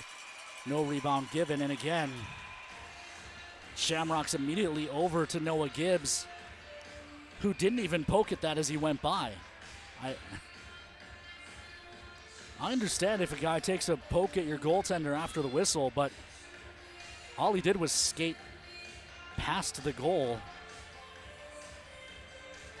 Frustration perhaps starting to boil over.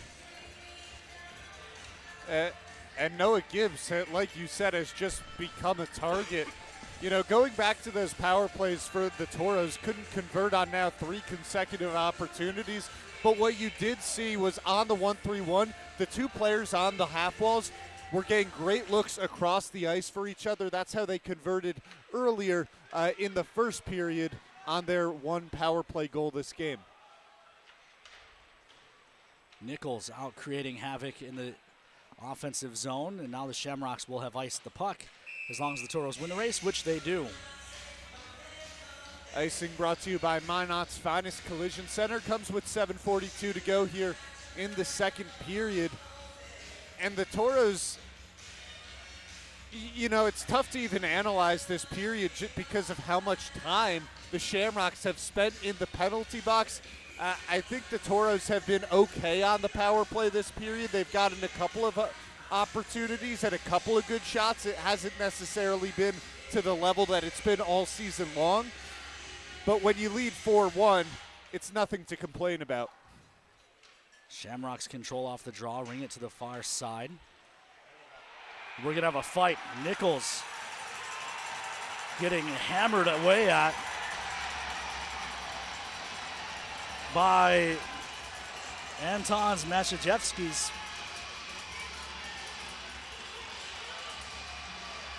And now some more fights are breaking out by the goal line, and LaShaw, the goaltender, getting in there. Tied up with Everyone's someone. going after it. This is what you don't want to see. This could lead to some suspensions, fighting after another fight has gone, and now Fleming gets loose and absolutely ragdolls Boren. Meanwhile, in the corner, Sabulis is tied up with another player. Fleming pointing to the scoreboard as he makes his way to the penalty box as some fans jaw at him. And Sabulis is still going after it down with Carter Sproul. And that's what, if you're the Shamrocks, the Toros will gladly trade the fourth line for your top line, right? You're trying to get back in this one, and now Boren, who's your leading scorer against the Toros, Sproul, who's your leading goal scorer, they're done for 15 minutes. And it's Davin Nichols and Parker Newman. I believe that's Newman. No, it's Fleming, so the Toros do lose one of their top defense pair, but overall, as we look at the yard sale on the ice, if you're Carter Sproul and your team's down 3, you've got to be smarter and try and stay in this game. And I didn't see how that fight emerged or who took the first shot, but like you said, when you trail 4-1, if you're even thinking about the outcome of this game, you got to stay out of the box. Shamrocks are not doing it there. I'm curious, that second fight was Sproul and Fleming, 2 former Oklahoma Warriors. I wonder if that dates back to something from their time in Oklahoma as teammates.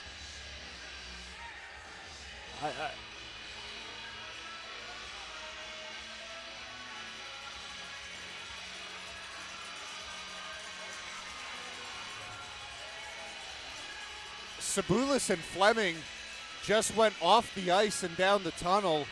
So I think they've been. Any fight is 15 minutes. So they're done until 3, yeah. They're done until the third. So they might as well go ahead and head into the locker room. I'm not sure why the Shamrocks players are staying in the penalty box.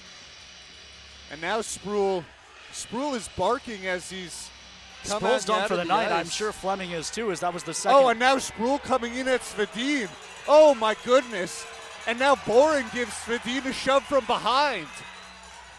But there's no one on the ice for the Toros to stick up for their goaltender. That's just an absolutely clown move. Classless act there from the Shamrocks. Well, if Carter Sproul is done for the night, and Landon Fleming is as well, as it was the second fight on a stoppage, look out when we're back down here later this month. Because taking a shot at Swedes as you leave the ice is going to have 23 other Toros about ready to kill you. There's 27 minutes and 32 seconds to go in this game.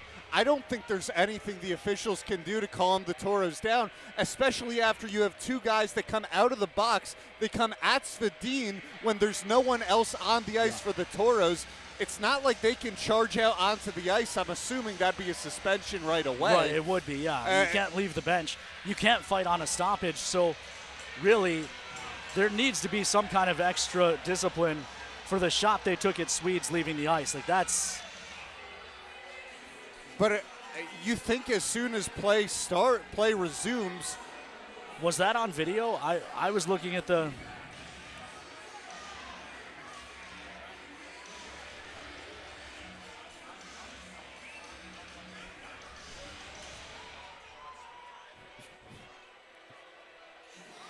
And so the next 15 seconds of play, as soon as they drop a puck again, it's going to be fascinating to see how both sides come out and if they just drop the gloves.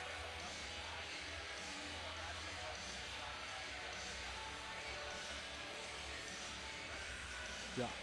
The ref was talking to the captains, but the linesman was escorting Sproul off the ice. And Coach Cody and then Campbell, it was Boren as well. Sproul made the initial contact, then Boren came in and gave him a shove from behind.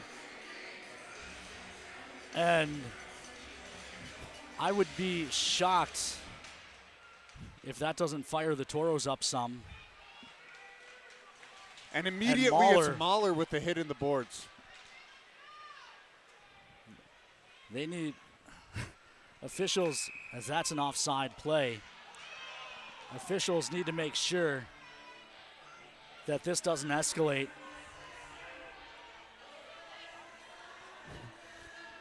And amidst all the chaos, let's still remind you that Offsides is brought to you by Affinity First Credit Union.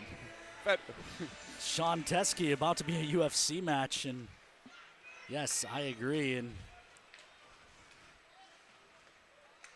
this is dumped in. It'll be, I don't know if Kobe caught this in the hotel room last night. I was watching a 10-man UFC fight from Spain.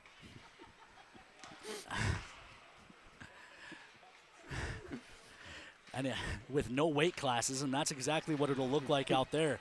Big guys, small guys, just 10 guys going toe-to-toe. It's dumped into the near corner. Thrown in front, a good stick by Mahler. Breaks it up, follow-up try. Shot, it's in. Bartley pulls the Shamrocks within 2. But that's the point of all the physicality, right? You get your teammates going. You get the Toros thinking about settling scores instead of playing defense. And that's the loudest this building has been all weekend, despite the fact it's a 4-1 game, now a 4-2 game. But like you said, it's because of all the fighting that has just happened. And the Shamrocks with the goal on their home ice right on top of that is probably going to get them going. Toros win the draw on the restart. It's Tui.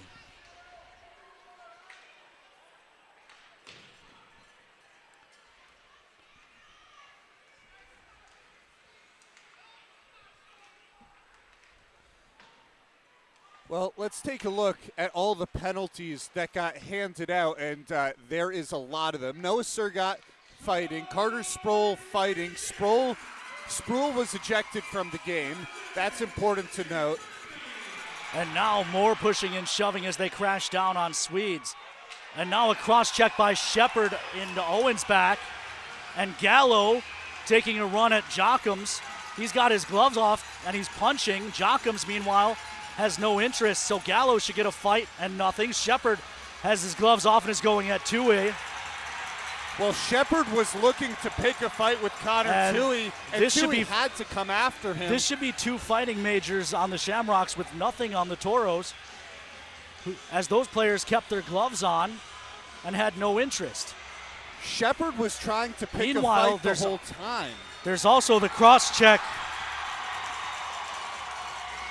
And now Tui and Shepard are at it once again. Shepard continuing to try and get after Tui. He's fighting his way around. He's throwing his elbow pads off. The linesman still has him. This is an absolute clown show at this point. Well, here's William Shepard getting after Connor Tui. Shepard initiated the whole thing. And now and Doobie over to Tui as well. And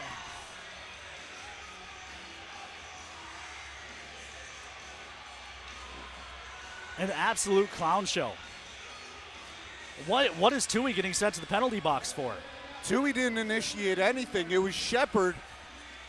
And at that point, Tui just had to defend himself. I mean, like, that is self-defense as William Shepard dropped the gloves right away. Shepard should be suspended. It has been the past few games against the Toros that he has been an instigator. Well, not just that, but at that point, the linesman had separated him from Tui, and he still continued to fight his way away from the linesman. He threw his elbow pads off. He threw his gloves off. He should be done for multiple games, not just tonight. And yeah, I think Cody the Campbell, Shamrocks don't care about taking the fightings. I think they're throwing this game away, and the Toros don't want to fight back. Yeah, meanwhile, there should be an initial penalty on the cross check to Chuck Owens' back.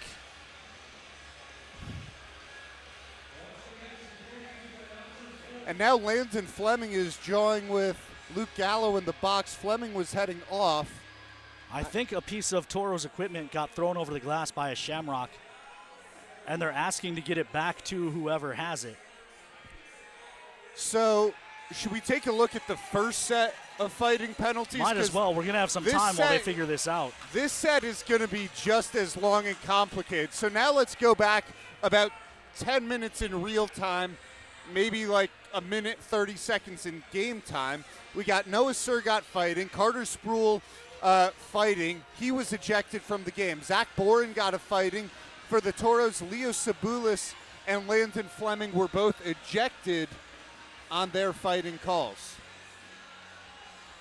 Still waiting on an explanation.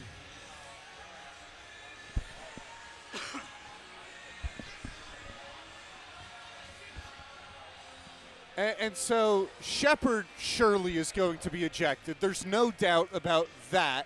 Now you have to look at the other players because, Ken, I think you were watching a different fight. I was watching the Shepard and Tui brawl, which I was ended up watching down here in the extending. corner with Jockums and I don't even remember now. Gallo, yeah.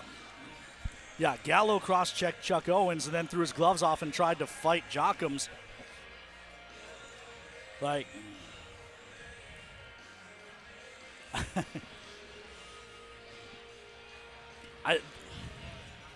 And so Ian Spencer and Cam Markham are getting the explanation now from the officials as they seem to be having a much nicer conversation than any other that has been. Well, and this goes back to the last fight when they cross-checked Lucas Swedden after they were ejected. And that's probably the most egregious thing that's happened all game was when Sproul came out and came after Svedin. Yeah.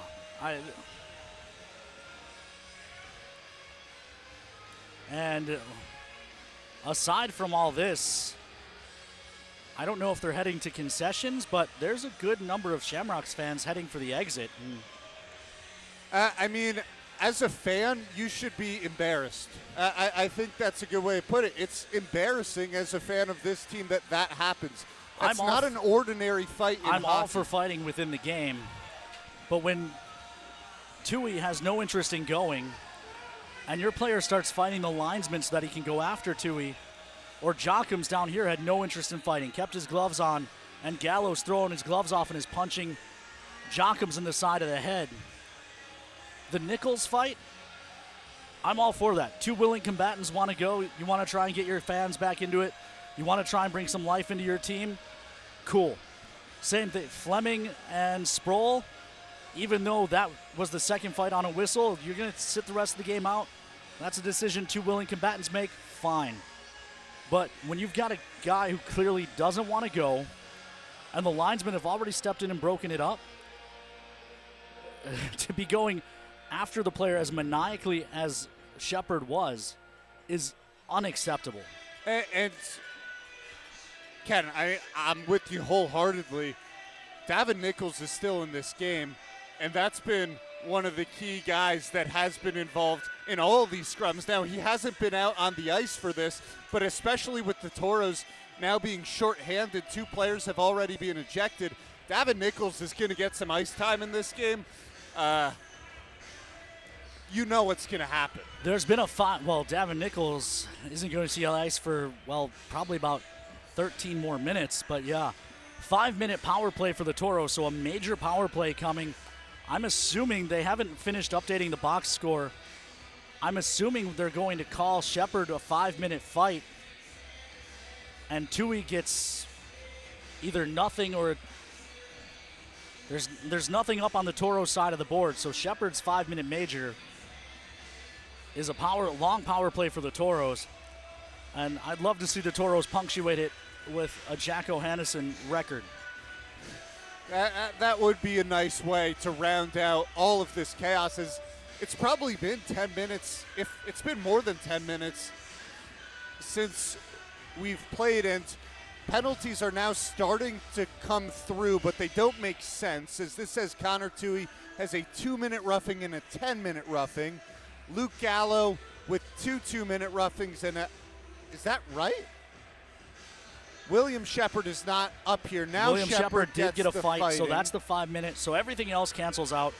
Toohey and Gallo and Jockums all get matching roughings, which I don't get.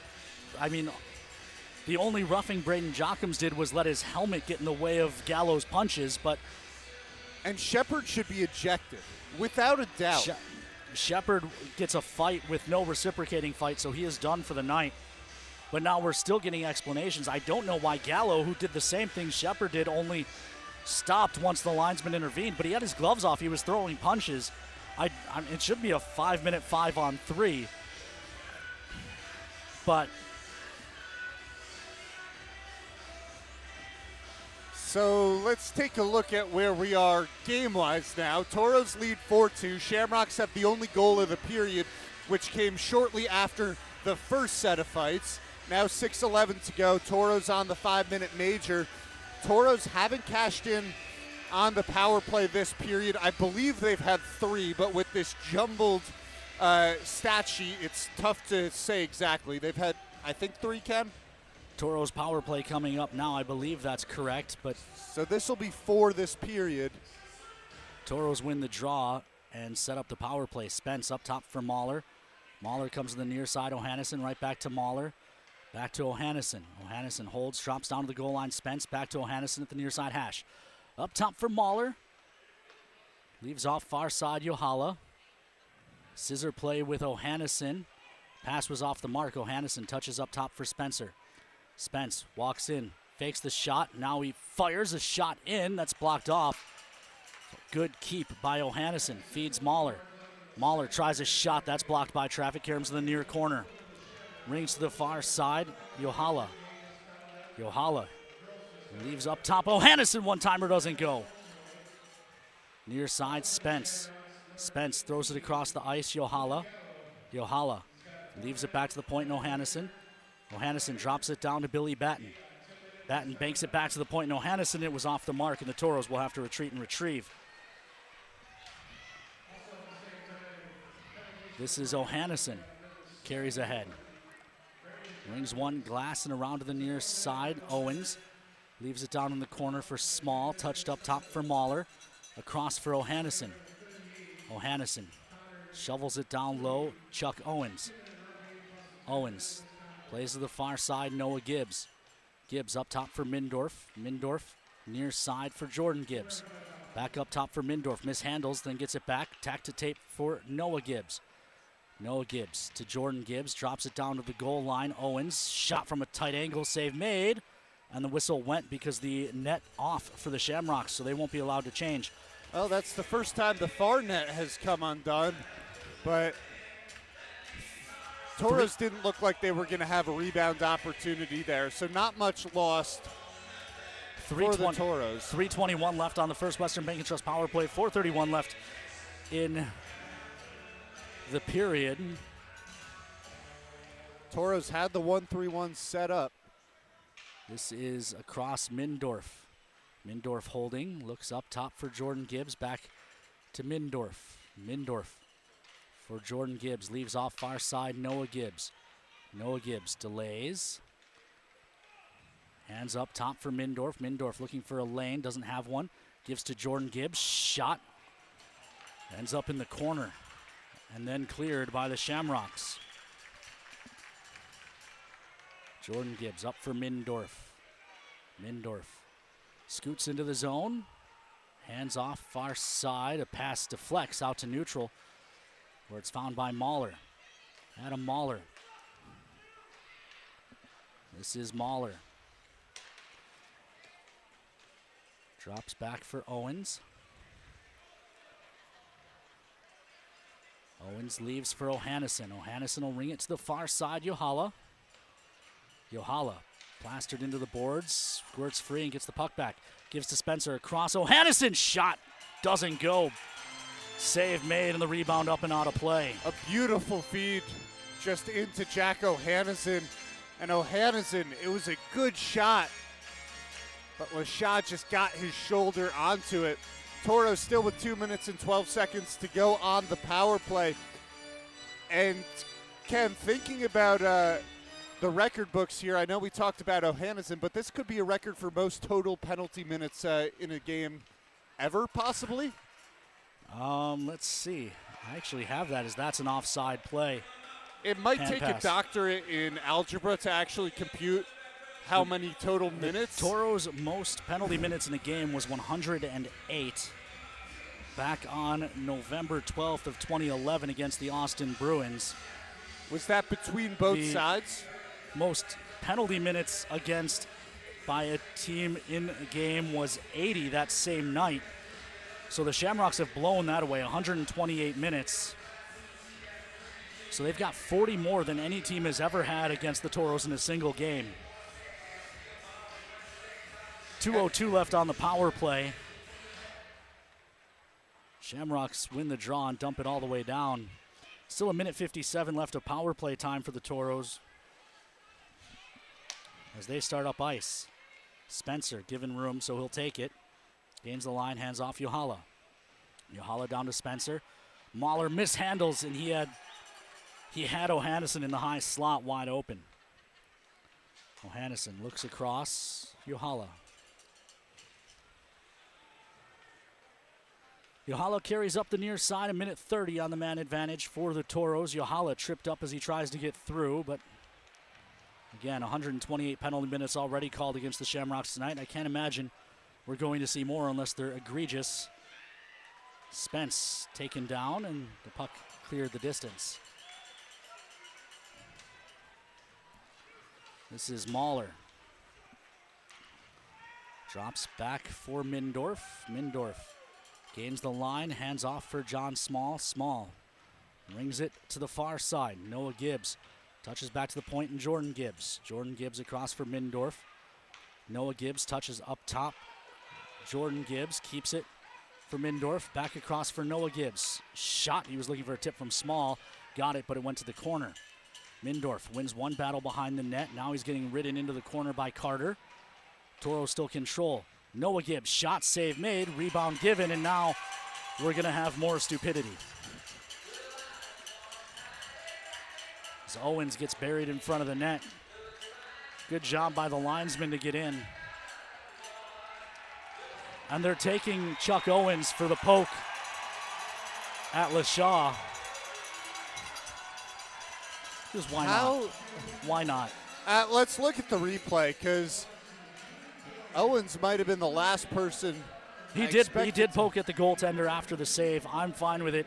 Call everything tight the rest of the way. So it'll go 4-on-4 for the next 32 seconds, and then the Shamrocks will get a power play. It will be their third of the night. Toros are 1 for 6 this evening. And on that 4 minutes and 28 seconds of 5-on-4, the Toros only generated a couple of shots on net. Definitely not what you were expecting out of the 5-minute major, or out of the 5 minutes on the power play for the Toros. Batten with a good move, sets up a 2-on-1 with Ohanneson. Batten delays. He wanted to feed Ohanneson and couldn't get a pass through. Far side, Shamrocks control. Ohanneson trying to take it away, gets tackled. Thrown off the glass, Jordan Gibbs keeps it. Jordan Gibbs hands to Ohanneson. Ohanneson working, shot, ends up in the corner. Shamrocks are full strength. And on the power play, meanwhile Ohanneson working in the offensive zone. Eventually taken away from him. Near side. LaFear banks to the far side. They come to Rice in the near circle. Rice watched by Small, plays up top, mishandled, and now Billy Batten is going to look to go. Batten away from Doobie. Tries to cut in. Batten tied up. Can't pull the trigger on a shot. Everyone just kind of stopped like they expected a whistle, and none came. Meanwhile, Mahler takes that away. Looks to attack. Short-handed perhaps. No, just drop it back to Perreault. 22 seconds left in the period as Perreault punts that all the way down the ice. Small up on the pressure. Vishnupoo throws up the near side. Lafleur touches back to Chartier. Chartier tries to cut in. Shot save made. Rebound covered by Swedes. And again,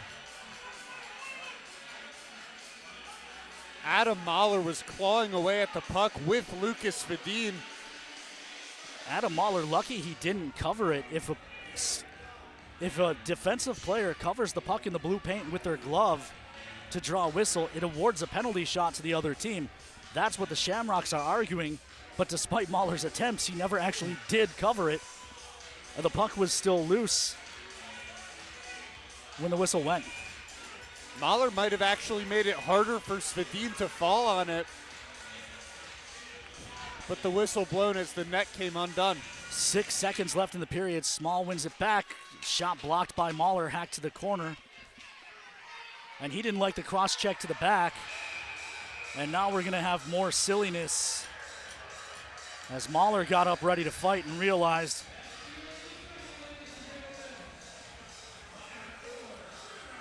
Chartier had a cage on and there was no real point to it. 40 minutes and about 5 rounds in the books. Toros lead 4-2.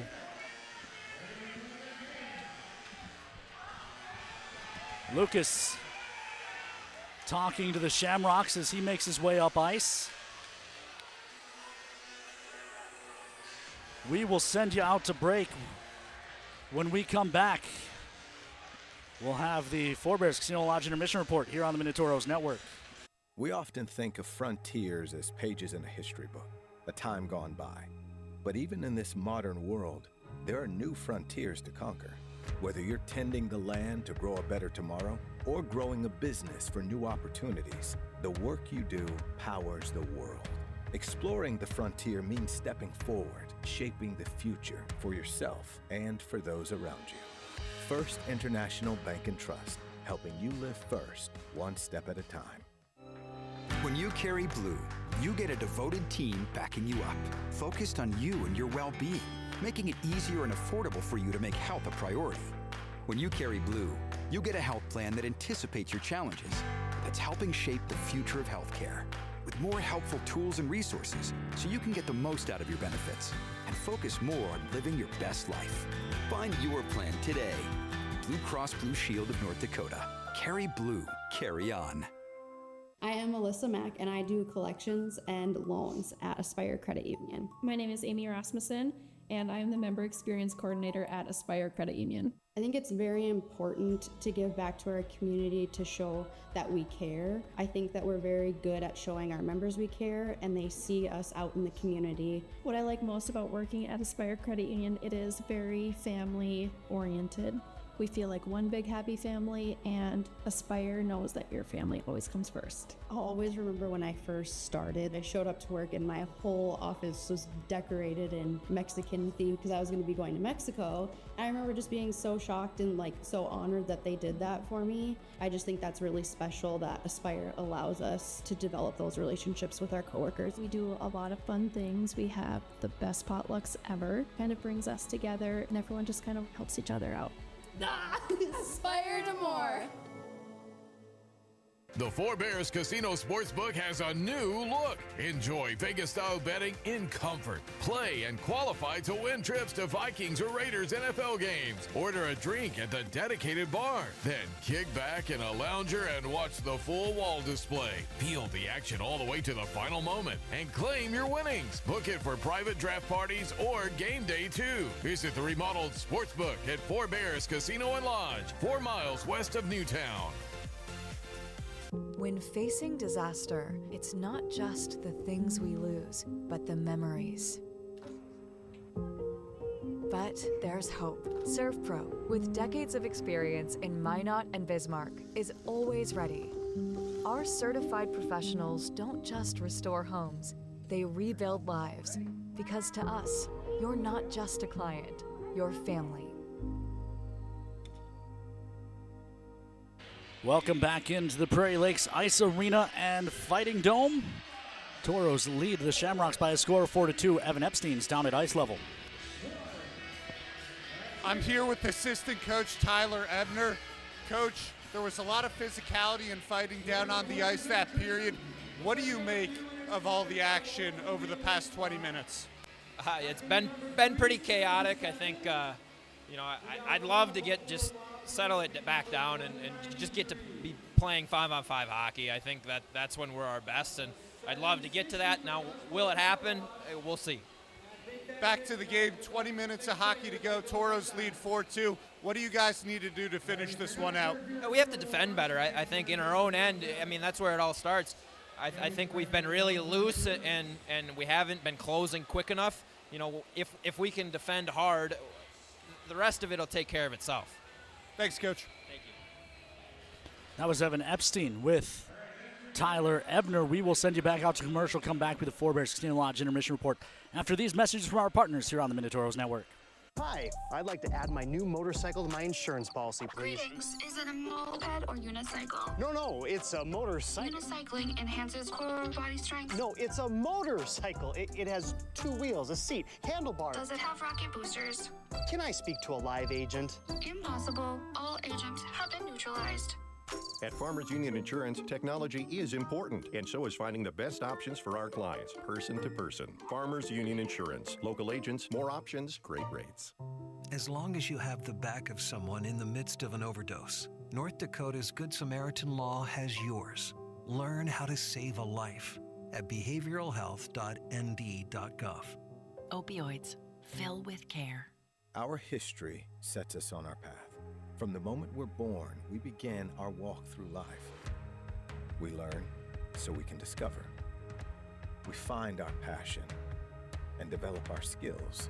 We build relationships. We start thinking about what we're going to leave behind to those we love.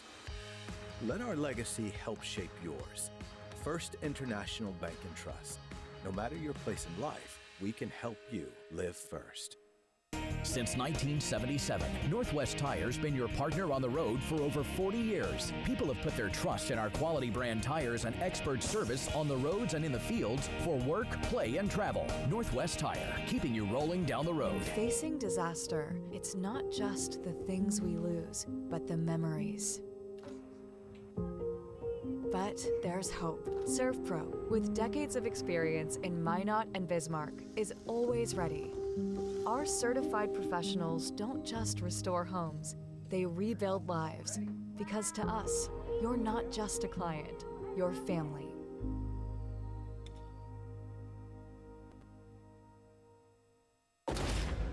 If RPMs raise your BPMs, if the open road is an open invitation, then get up and go. Go turn some heads. Go turn a wrench. Go windows down. Go volume up. Go in. Go out. Go off. Napa has America's largest network of parts and care, here to keep you firing on all cylinders. Circle Sanitation is a locally owned family business providing quality waste hauling services since 1980. We provide service to residential and commercial customers, as well as roll-off service for large projects and construction sites. We are dedicated to providing excellent service at competitive prices without deceptive contracts or hidden fees. For more on what Circle Sanitation can do for you, call us or visit circlesanitation.com. The puck, the net, the crowd, the moment. A chance to make history. Just like that perfect play, we're here to help you win at your financial game. At Great River Federal Credit Union, we offer competitive rates and innovative technology designed to empower you to achieve your goals. Become a member of Great River and score a $100 bonus when you use promo code Hockey100. Visit greatriverfcu.org/Hockey100 for details and open your account. Member NCUA. I'm Lucas Studin, and you're watching Minotauros Hockey at NAHLTV.com.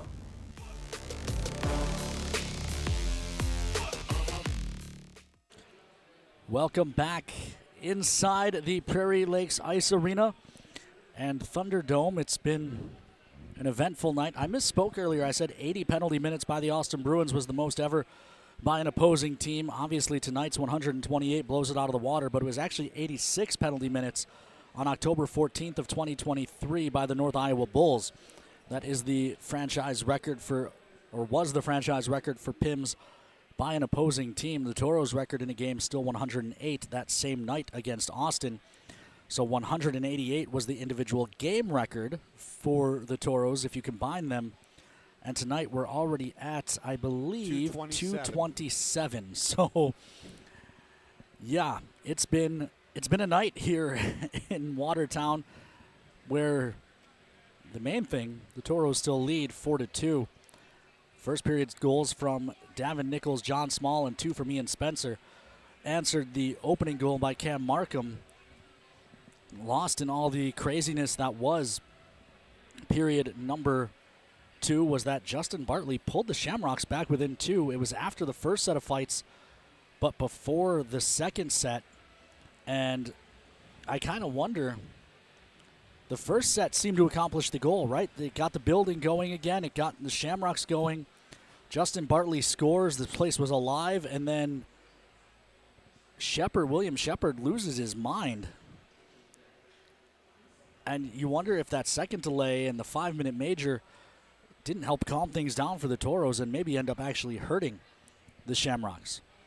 Yeah, it was a chaotic period, and I think at that time, just with what happened and the way Sproul came at Svedin, I think tempers flared to the point where you forget about momentum in the game, right? So theoretically, the Shamrocks should have had the momentum coming off the Justin Bartley goal, especially with the reaction they got from the fans after the first set of fights. But once that happens again, you have a total reset because you stop playing for another 15 minutes. Well, and the Toros also, I think a smart move. I meant to have you ask on your way down, but I forgot.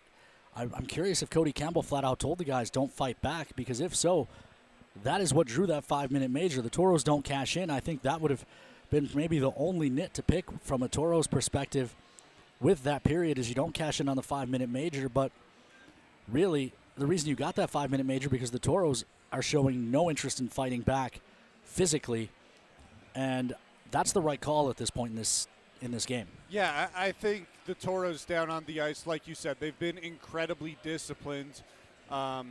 In terms of that aspect, in addition to that 5-minute major, the Toros also had back-to-back-to-back minor power plays where they had about 6 straight minutes on the power play. So I think you're a little surprised that the Toros can't convert when in total that period you have somewhere close to 11 minutes of a 5-on-4 advantage.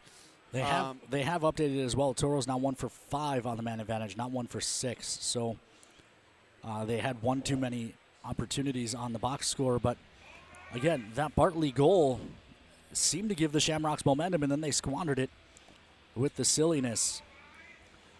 Charles Wilburn asks on Facebook, is there a rule regarding fighting with the cage on? And yes, in the North American Hockey League, if a player opts to wear a full cage, or if he has to because he's under 18, he's unable to fight, and if you fight him and pull his helmet off, you get suspended. If he removes his cage helmet, he gets suspended. And there's really no point in punching a guy in the face if he's wearing a cage, so it leaves you in a tough spot of, I guess, technically they're not prohibited from fighting, but fighting someone wearing a cage is a really bad idea. Yeah, without a doubt. And Ken, just to confirm with you there, is that rule regarding whether a player chooses to wear a cage, or is it just if they're under 18? It is anyone who wears a cage. If you can fight them, but if you pull their helmet off, it is a game misconduct and a suspension for the next game. If you don't pull their helmet off, well, then you're punching a guy in the face who's wearing a cage. I've never done that, but I would imagine that doesn't really feel great on your hand. Yeah, I'd imagine, like you said, I think you're taking the worst end of your own blow at that point. Yeah.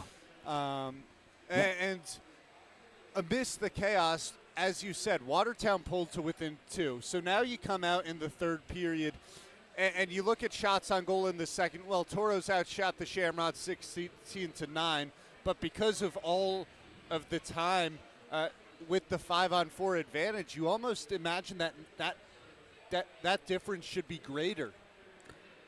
Let's take a look at the out-of-town scores here so far tonight. The Rochester Junior Americans, first place team in the East, they blanked the Nordiques 7-0. Johnstown 3-1 over the Titans. And this looks to be a final, though it says there's 20 minutes left in the first. I think that's just a scorekeeper error. 4-3 Springfield over Janesville. Danbury needed a shootout, but they get the 4-3 win over Northeast. Maryland, a spicy victory over Elmira, 4-0 on Old Bay night. Philly, a 3-1 win over New Hampshire. That's a final. A game that started 10 minutes after ours is about to go final in Forest Lake. The St. Cloud Norsemen, a 4-1 win over the Mallards as the last 10 seconds tick away there. Wendigo have the same lead on the Chippewa Steel midway through the third.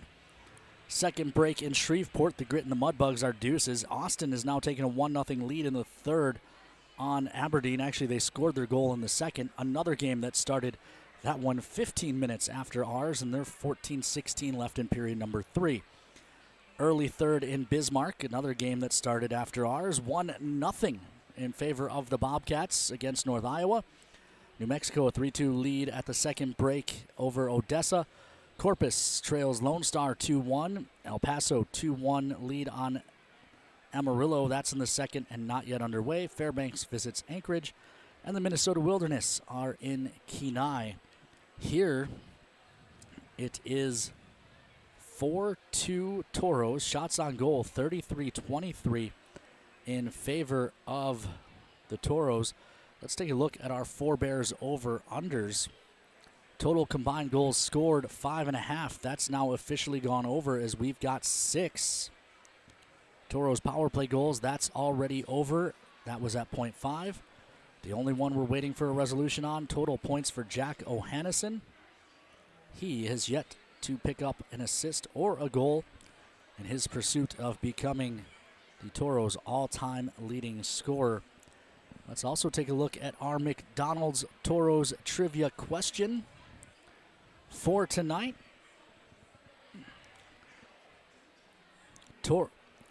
Which Toro player played the saxophone in middle school? Evan, I know you took a guess in the pregame show. You can see the correct answer now on my screen, so yes. I'm not going to let you take another guess. You know, we're going to bring, does Kobe know the answer? We're bringing Kobe in live on the air now, so I'm going to make you take a guess too.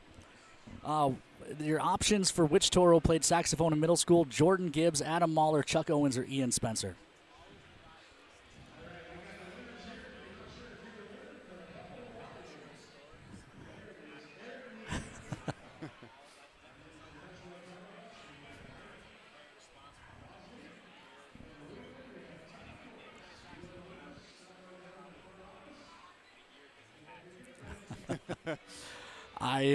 I do know the answer as well, so I don't want to throw anything away, but I will say for the 3 guys who were the wrong answer on this, when I was writing the question last night, I tried to figure out who was most likely, who would you picture most wearing a pair of sunglasses and just rocking out on a saxophone.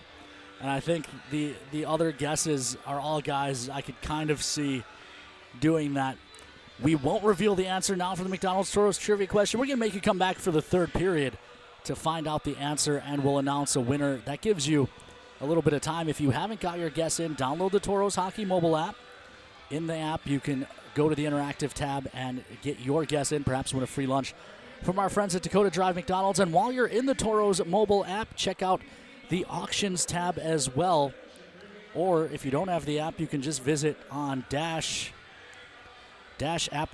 or you can just hit that QR code that's on your screen. The Toros Valentine's Mystery Bag auction is going strong.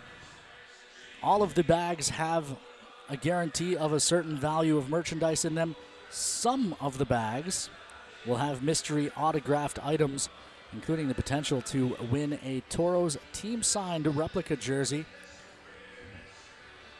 So get your bids in on the Valentine's Day mystery bags. That'll do it for the Forebears Casino and Lodge Intermission Report. We will send you out to break. When we come back, the bell will ding, and we'll have round 3 between the Toros and the Shamrocks after these messages on the Minotauros Network.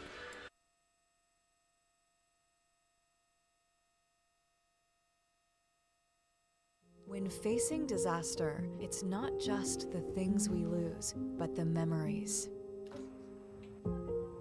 But there's hope. ServPro, with decades of experience in Minot and Bismarck, is always ready. Our certified professionals don't just restore homes, they rebuild lives. Because to us, you're not just a client, you're family.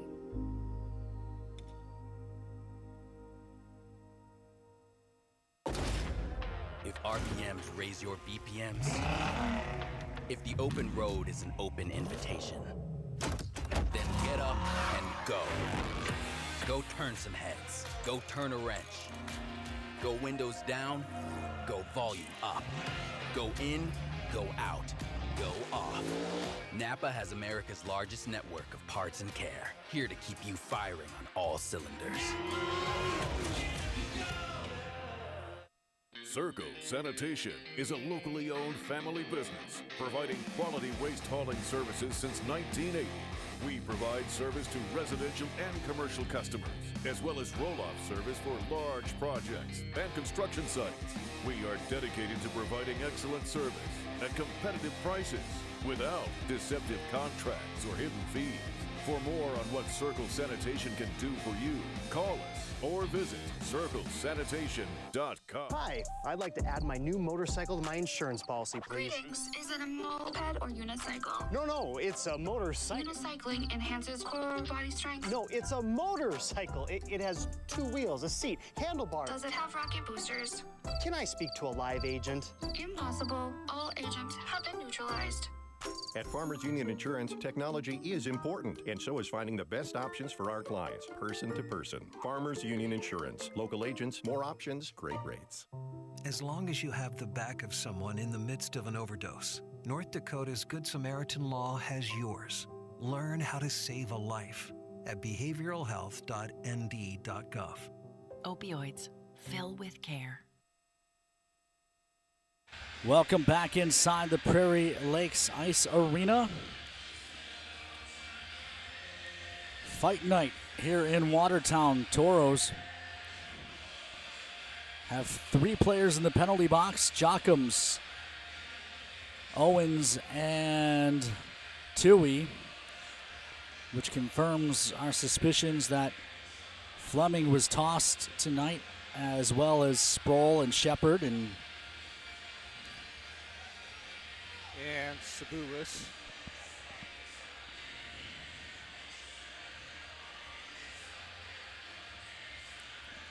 We'll see what comes out of the pre-period conversation the official had with the benches, which look youth game-like. A little more sparse. A lot of empty space. Players able to stretch their legs a bit in the player benches as we get ready to start period number 3. Toros are shorthanded for 17 more seconds.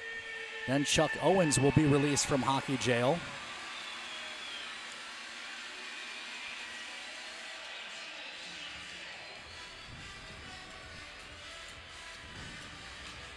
Draw one back by the Shamrocks.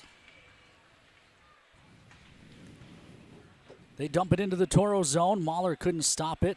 LaFear does, pressured by Small. He throws up top. Pass back across the formation. Too hot to handle. Eventually settled down. Toros come full strength as Bartley dumps it down in the corner. It hops away from LaFear. Rolled in behind the Toro net. Ty James on it. James skates into a big hit. Help comes, though, from Small, and the Toros chip this out. They wave off icing. And James, once again, avoiding trouble there, not getting into it with the Shamrocks. Pass ahead for O'Hannison was off the mark. I guess he tipped it, so no icing. Near side, Rice and Uhala come together. O'Hannison hands to Batten, shot gloved and held by LaShaw. Billy Batten just ripped that one. That would have been the record for O'Hanny had that gone in. William Neiman tuned in, as is Larry King. Taking a look there, Batten just got to the left of Bartley, found the space, and let it fly, but right into the glove of LaShaw. Uhala wins it back. O'Hannison tried to hand off to Jordan Gibbs, but puck was on edge and it didn't do what O'Hanny wanted. Bouncing puck out to neutral. Uhala finds it. Gives to O'Hannison. O'Hannison back to Uhala. Uhala gains the line, has it hacked away. Picked up by the Shamrocks. Left to the near side.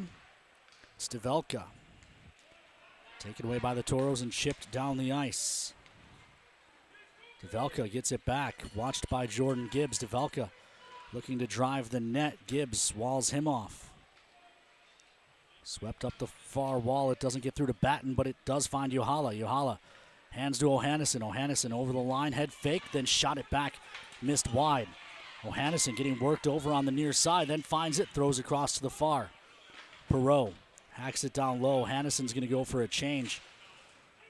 Puck hacked past Mahler. It'll roll down the ice. Won't go far enough for an icing, so Perreault will play.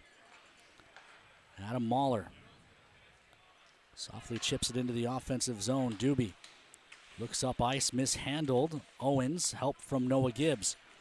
Noah Gibbs pass across, picked off by Stavelka. Then rolled up the ice, races on. Shamrocks get there first. The Toros take it away, but lose it on the far side wall.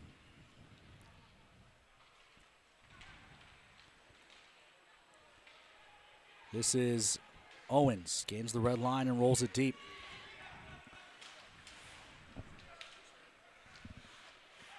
Far side, Spence pressuring. Small jams it off a player on the Watertown bench. 17-13 left to go here in period number 3. Neither side with a shot on goal in the first 2:47 in the third. Draw back at center off the puck out of play. LaFear dumps it into the Toro zone. Clark back on it. Rings it to the far side. Spencer. Spencer toss across.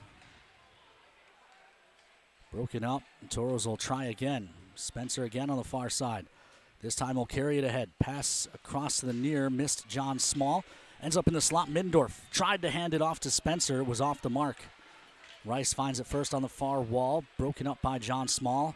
Follow-up try ahead for LaFear. Poked away from him. Middendorf has hands to Spence. Spence into the zone. Still looking for that hat trick. Instead, he leaves off on the near side. He wanted Small. Shamrocks take it away, and they'll look to push play up the ice. A poke check frees it up, but then it's found by Stavelka. Looks to feather it in front. Nothing doing, and the Toros able to chop that out to neutral. Delevka might have had a man on the far post to try and connect on a pass. Instead, chose to take the shot, and Svedin was there. Jordan Gibbs tries the far side. Spence able to touch that out to neutral, but too much on it, and it goes for a Minot's finest collision center icing. Michael Knight says Dana White sending scouts.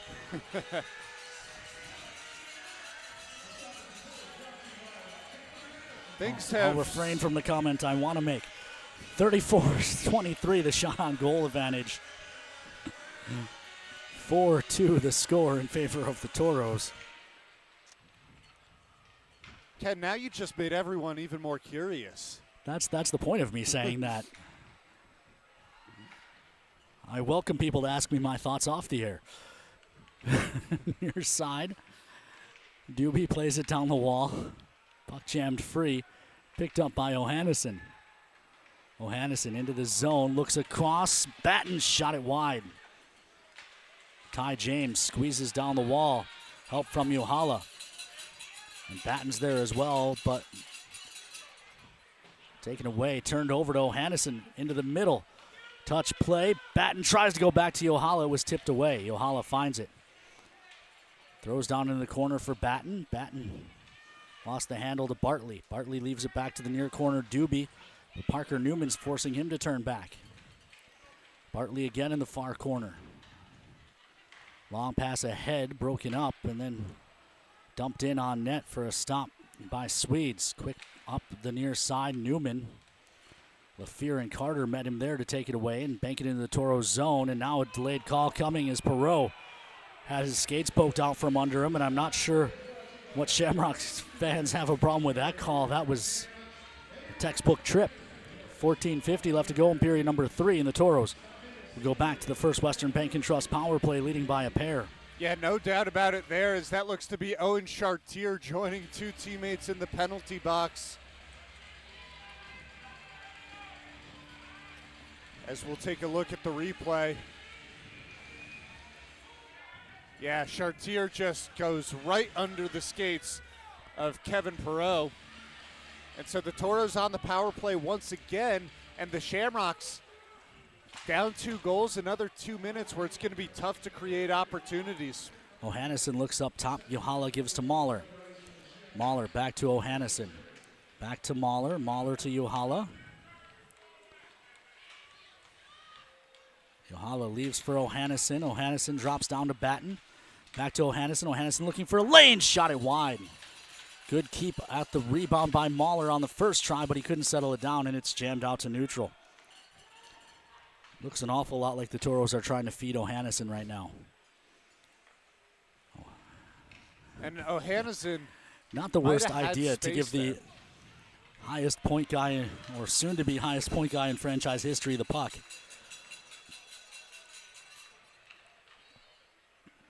Now already 50 seconds off the power play, as other than that one Ohannison shot, the Toros haven't had much in the way of looks on net.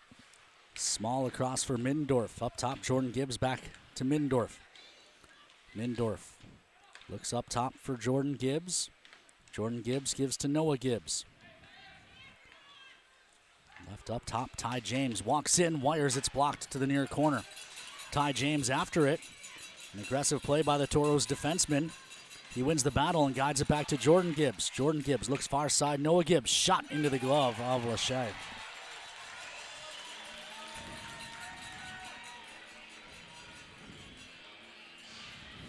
And we'll try and find how many shots Noah Gibbs has. But Gibbs, on a handful of power plays from both sides of the ice, has Noah gotten Gibbs some credited good with looks. 4 shots so far this evening. Yohala toss from the draw, so Batten will step in.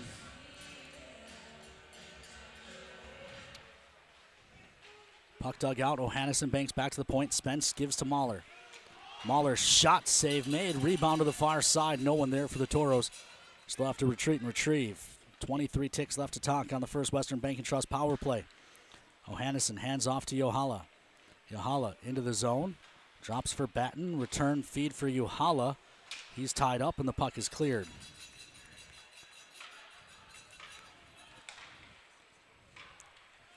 Floated into the corner by Ohannison. Shamrocks come full strength after a clear down the ice.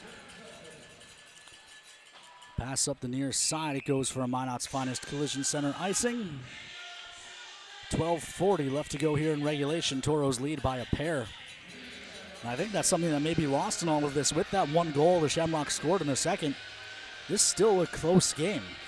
And that's why that penalty was so crucial. Even though the Toros couldn't cash in on the power play, you go from 14:40 to 12:40 in the third period, and time is just draining away for the Shamrocks. They're still in this game. We have a whistle as the linesman got caught with a stick on the faceoff. Yeah, do we have another look at that, Cobe?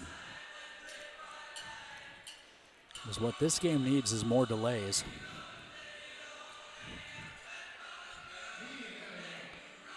And now they're going to take the media timeout to give the linesman a moment to collect himself. And now we'll take a look at the replays. It was the puck that went right up into the linesman off the draw. Just tough break for our friends in stripes out there. So, 12:37 left to play in this one. Toros lead 4-2. Wally Mock suggests we'll start a GoFundMe for my fines. I appreciate the sentiment. I'm just going to do my best to try and avoid them. 12:37 left to go in this one. Shots 36-23 in favor of the Toros, who lead 4-2. This third period, at least for the most part, has looked more like a hockey game than the second period did, as the Toros look to close this one out. Toros 21-1-0 when leading after 3 periods, or after 2 periods. They're undefeated when leading after 3. It's a real shocking statistic there.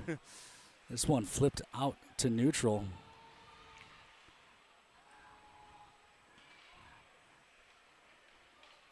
Pass ahead, tipped into the zone. Small after it. Jousting with Bartley. Puck freed up. Mindorf couldn't find the handle. Spencer does. He feeds Mindorf. Mindorf walks in, wires wide. That was perhaps Middendorf's best look of the game. He had space caused by the turnover. Spencer found him on the right wing. Mindorf puts one on net from neutral.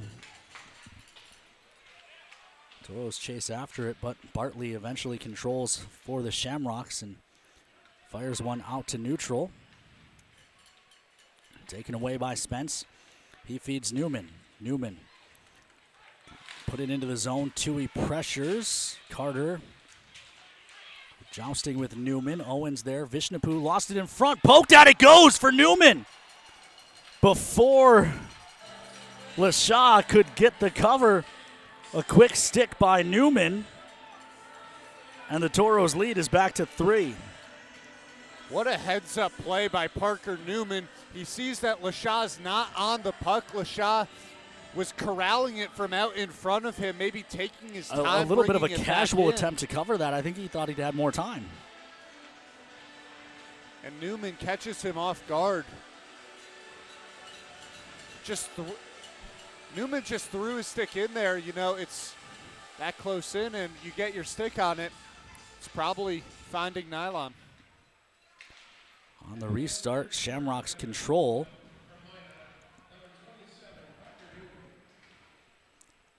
Hopefully that gets Newman going. This one ahead. Newman's 4th goal of the season, and pending if he has an assist earlier today, his 8th point of the season. Thrown in front, a good stick there, breaks it up, and now the Toros look to turn. Yohala feeds Ohannesson. Ohannesson into the zone. Backhand feed back to the middle is blocked off. Carried ahead, Chartier chops for Carter. It's off the mark. Toros take it away. Yohala gives to Ohannesson. Ohannesson looking, tries a shot from a tough angle, gloved and held by Lashaw.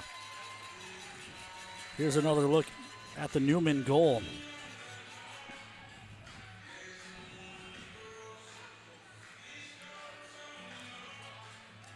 The puck comes up the wall, and Newman just throws it on net, or maybe that was Owens out of the corner, and then Newman just wins the race. I'm not even sure that Lashaw took his time to corral it, but with Newman right there, I think the right move from Lashaw is to try and knock it away, either with the stick or with the pads, so he doesn't have to have that play with Parker Newman in there. Offensive zone draw for the Toros. Small has Mindorf in the shooting hole, but the draw is won back by Ginger. Spencer pressuring. Puck thrown to the far side, back to the near and Doobie. Doobie watched by Jordan Gibbs. Good poke by Gibbs, frees that puck up. And now Mindorf tripped down and then tackled by Ginger. No need for that. Toros wisely not trying to retaliate at this point. Puck picked off by Mindorf, gains the line, leaves for Small. Small hands off Spencer. Spencer's shot, save made. Meanwhile, Mindorf getting run by Gardner, who then continues to attack him, and Gardner's wearing a cage. Mindorf can't really do anything. And at this point, the ref should just toss him. That's how you control this. He's not even getting a penalty right now, I don't think. Now they're going to skate him to the box. Now they are. And they're skating Middendorf as well. They're taking both, and I'm not sure why. I mean, Middendorf was just getting beat up that entire play.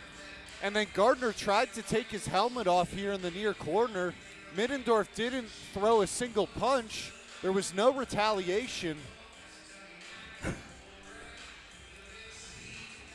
So we'll go, will they call it for a side, or will we go 5-on-5 with the matching minors? We'll go 4-on-4.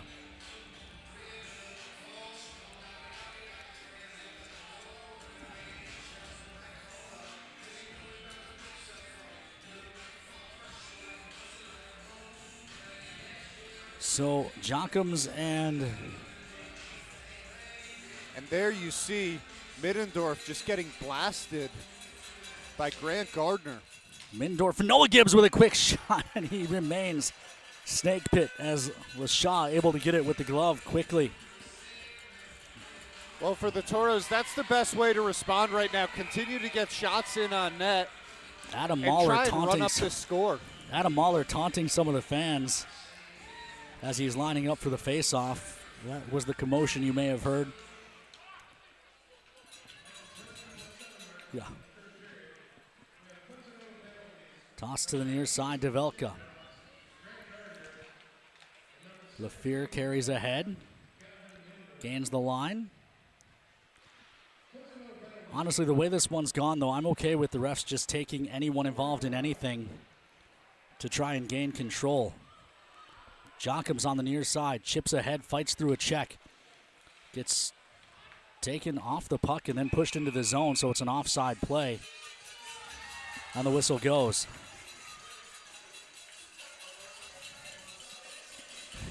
As Jockham's got buried in the zone. Offsides brought to you by Affinity First Federal Credit Union.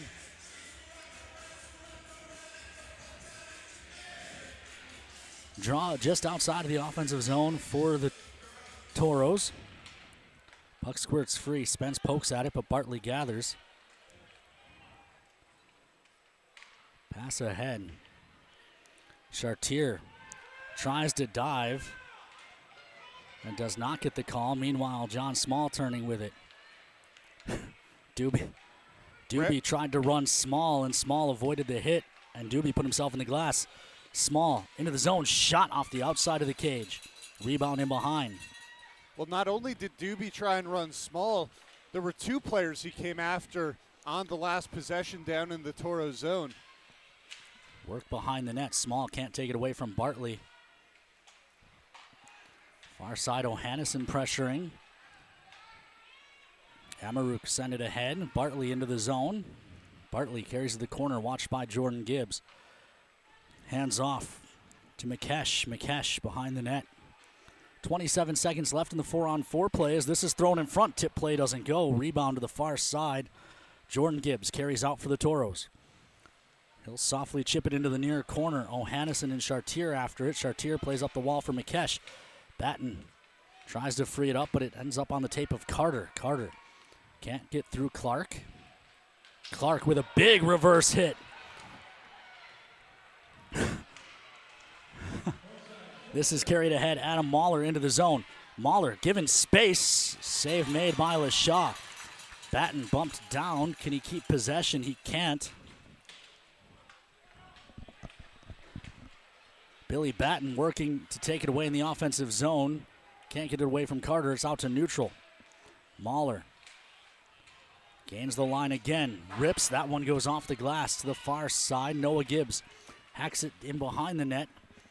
Didn't connect with Mindorf and carries all the way around to the near side. Stick lift by Owens. Denies Ginger possession. They dump it in. Shot blocked by Ty James. It stays on the far wall. Toros take over. Clark gains the red line and dumps it deep. 7:17 left to go here in period number 3. Toros lead by 3 as this is rolled into the Toro zone. Jockums plays around to the far side but lost it to the Shamrocks. This is Rice. Poked away from him, and Noah Gibbs looks to turn it up. Gibbs gains the red line. I have a feeling we're going to see a lot of this. Leading by 3. Toros just rolling pucks into the offensive zone. And trying to take them back. Spence couldn't quite do it, though. Perreault hammers this into the offensive zone. It'll ring around to the near side. Rice has it taken away easily by John Small, who then feeds Jordan Gibbs, and the Toros will start up once again. Gibbs gains the red line, floats one wide of the cage. Spence up on the pressure, but Vishnupu plays it to the far side. Small and Bartley and Spence come together. Vishnupu plays it in behind the net. Back to Bartley. Bartley, he'll dump it in. Yeah, Ken, I think you just said it. This is going to be dump and chase for the Toros now with just over 6 minutes to play in the third and a 3-goal lead. Just try and play keep away here from the Shamrocks. Carter hands off to Chartier. Chartier with a shot, blocker save. Rebound up into the protective netting. Media timeout. Let's take a quick break. Come back with the rest of the third after these messages on the Minotauros Network. When you carry blue, you get a devoted team backing you up, focused on you and your well-being, making it easier and affordable for you to make health a priority. When you carry blue, you get a health plan that anticipates your challenges, that's helping shape the future of healthcare, with more helpful tools and resources so you can get the most out of your benefits and focus more on living your best life. Find your plan today. Blue Cross Blue Shield of North Dakota. Carry blue. Carry on.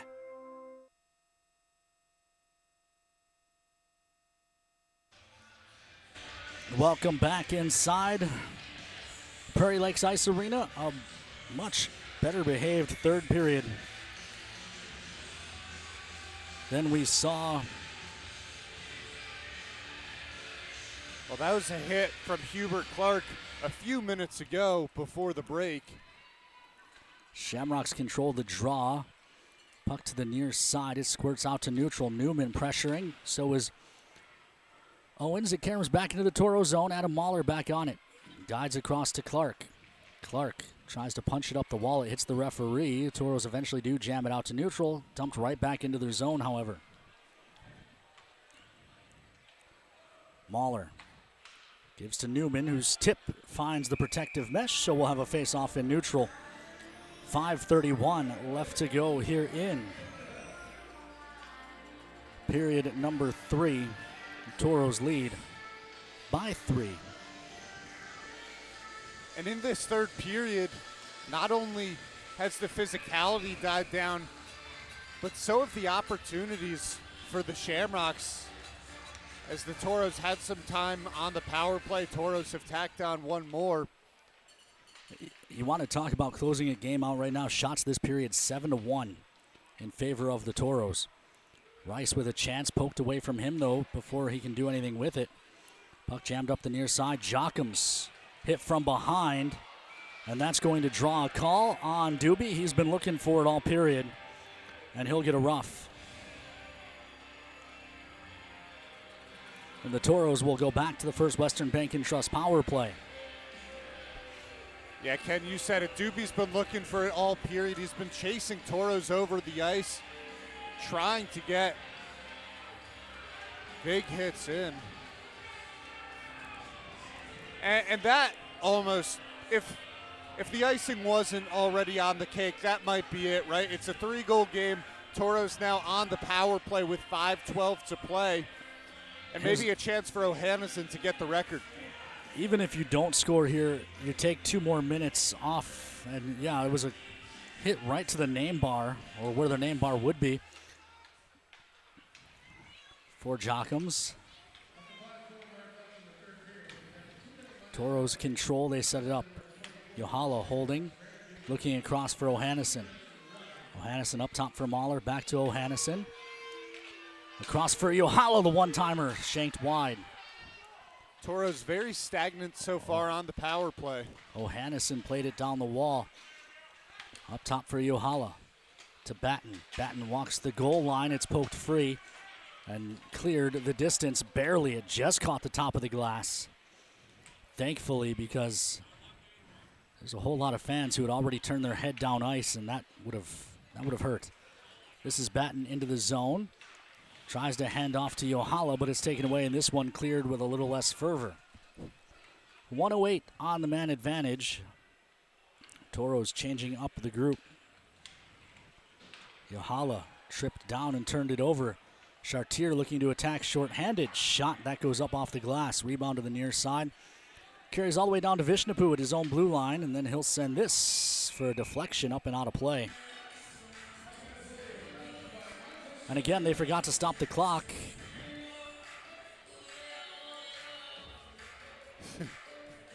Well, the clock reads 3:54. And now it says 35.9, so... They're trying to put it back, but not successfully, at least quite yet. They also have to put the time back on the Toros power play. They lost 5 seconds of game time. They're not putting the 5 seconds back on the power play clock.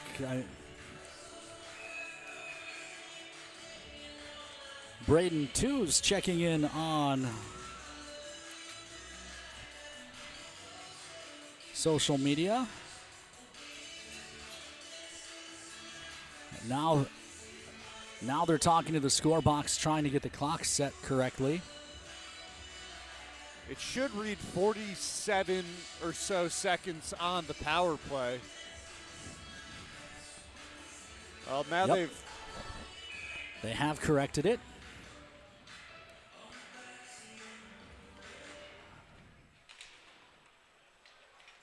Shamrocks win the draw and send it all the way down.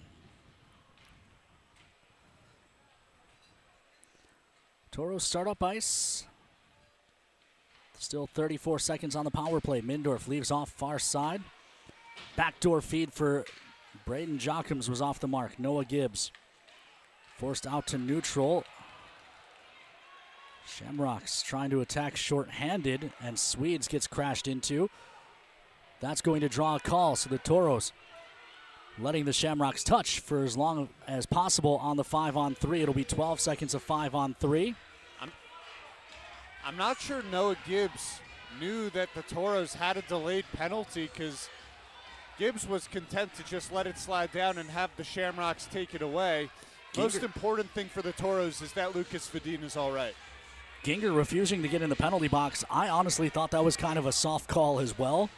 But I think the way this game has gone, referee Valero not taking any chances. I mean, he did crash into Swedes. Swedes' net is off. And Adam Mahler had to go tell the linesman that the net was off because they were about to resume play. Here's another look. The pass was there. Did he stop maybe a half a step late? It's pretty borderline. The pass was coming in.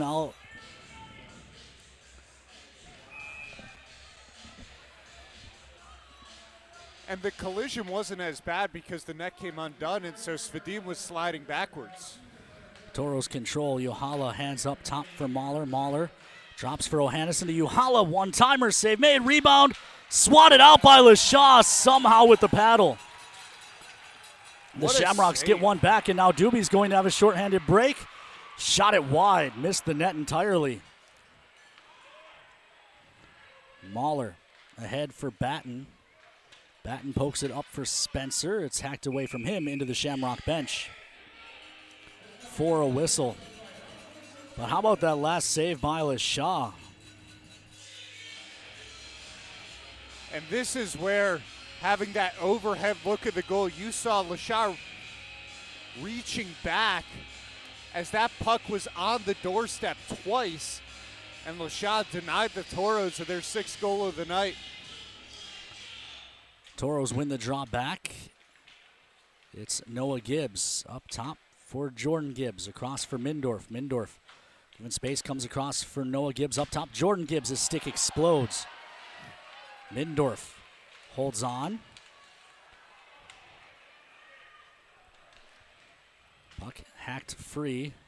Out to neutral. Mindorf guides it back to Jordan Gibbs, who has a new twig.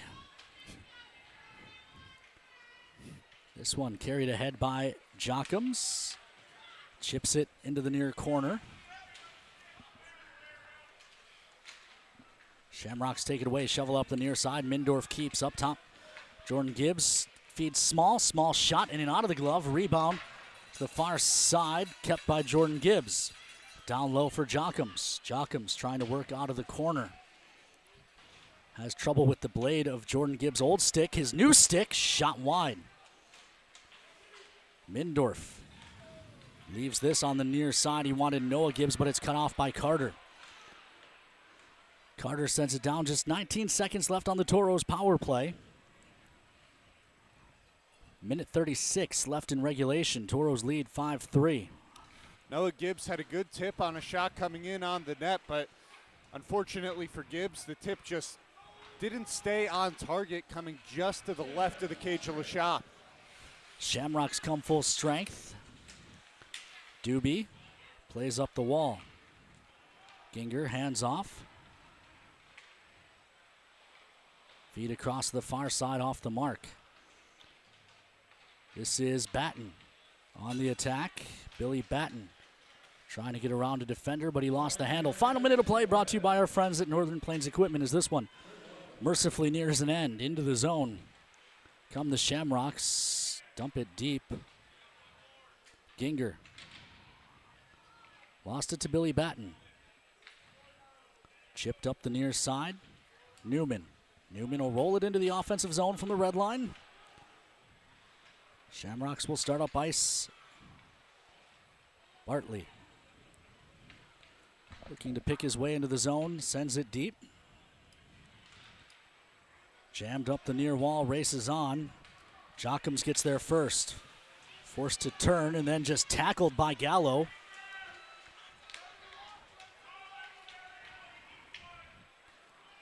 Shamrocks start up ice, final 10. Backhand feed across the blue paint, finds no one. Gallo takes another run at Jockums. Remember, those were the two who wouldn't fight before. And for the first time since pregame, we hear shipping up to Boston. But the Toros are shipping home with the third 9-game win streak in franchise history. Ian Spencer waves goodbye to the Shamrocks as the Toros head to the locker room victorious for the 9th time in a row. We'll send it out to commercial break. We'll come back with the Farmers Union postgame show after these messages on the Minotauros Network. At Northwest Tire, we have tires for everyone. Needs tires that are reliable and safe to get her family where they need to be. Needs a tire that's heavy duty for all of his off-roading adventures. Needs tires that can get him from point A to point B. No matter what you drive or your budget. Northwest Tire keeps you rolling down the road. Lucky for us, life is full of choices, big and small. They define us, make us who we are. And when it comes time for you to choose a car, home, your next big adventure, or start a new business, Farmers Union Insurance has the variety of coverage options to protect each perfect moment. Farmers Union Insurance. Contact your local Farmers Union Insurance agent today. The puck, the net, the crowd, the moment. A chance to make history. Just like that perfect play, we're here to help you win at your financial game. At Great River Federal Credit Union, we offer competitive rates and innovative technology designed to empower you to achieve your goals. Become a member of Great River and score a $100 bonus when you use promo code Hockey100. Visit greatriverfcu.org/Hockey100 for details and open your account. Member NCUA. What's up, Toros fans? I'm Ian Spencer. You're watching Minotauros Hockey at NAHLTV.com.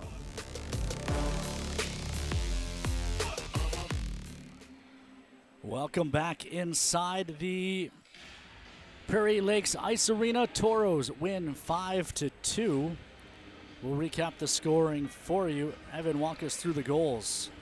All right, let's take a look at it. Shamrocks got on the board first. It was Cam Markham getting the pass in from Carter Sproul. As now it comes up.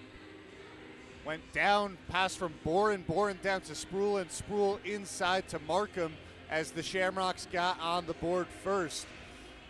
Responding, though, with just under 9 minutes to go in the first period was Davin Nichols on the turnaround shot, his fourth goal of the season. Then it was John Small as the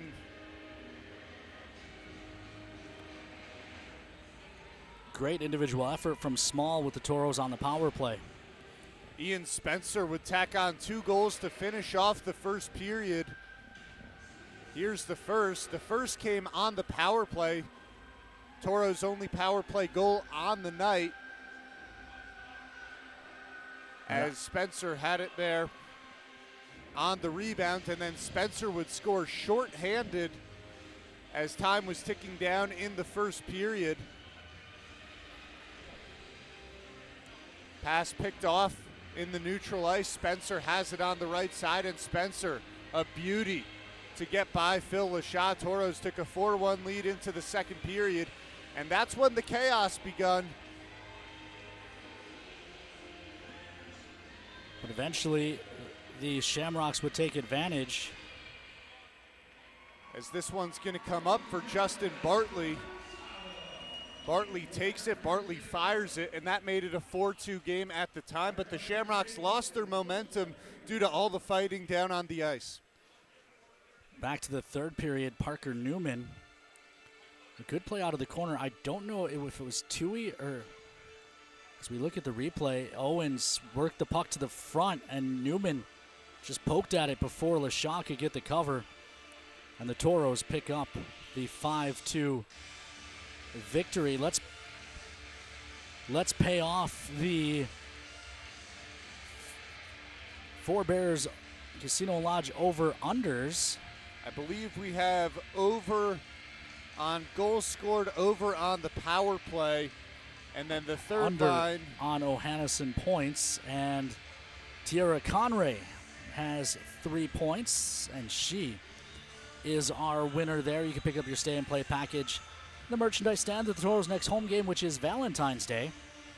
And then our McDonald's Toros trivia question: which Toro played saxophone in middle school? Your options were Jordan Gibbs, Adam Mahler, Chuck Owens, or Ian Spencer. 19% of you, that was the least popular answer, correctly identified Jordan Gibbs as the saxophone player. And the winner is Rachel Knight. Rachel, you can pick up your McDonald's meal at the merchandise stand at the Toros' next home game. Yeah, Lauren had it in the pregame show. So, there you have it. Toros win 5-2 in a long, drawn-out game that, for no other reason, will be remembered for the vast number of penalty minutes taken. The Toros do not break the franchise record of 108. They fall just shy with 101 penalty minutes, but the Shamrocks surpass the 86 minutes taken by North Iowa on October 23rd of 2023 with 146 penalty minutes. They break the record by 60 minutes, an entire hour of penalty minutes. They break the record. Obviously, this game has the most penalty minutes of any game in Toros franchise history. 247 PIMs combined between the two teams. The Toros tie a franchise record, a 9-game win streak, as we head to North Iowa next Friday and Saturday night. Final thoughts before we hit the road, and keep in mind, Evan, we do have a 6.5-hour drive ahead of us.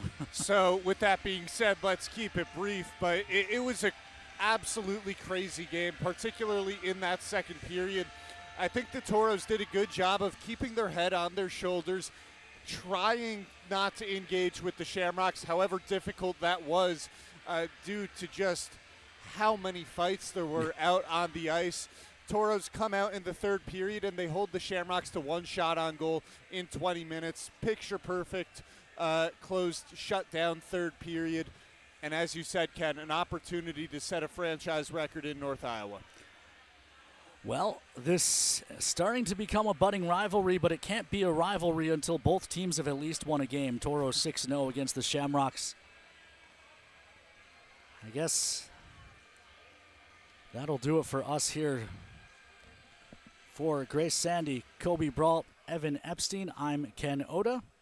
We'll talk to you next Friday from Mason City.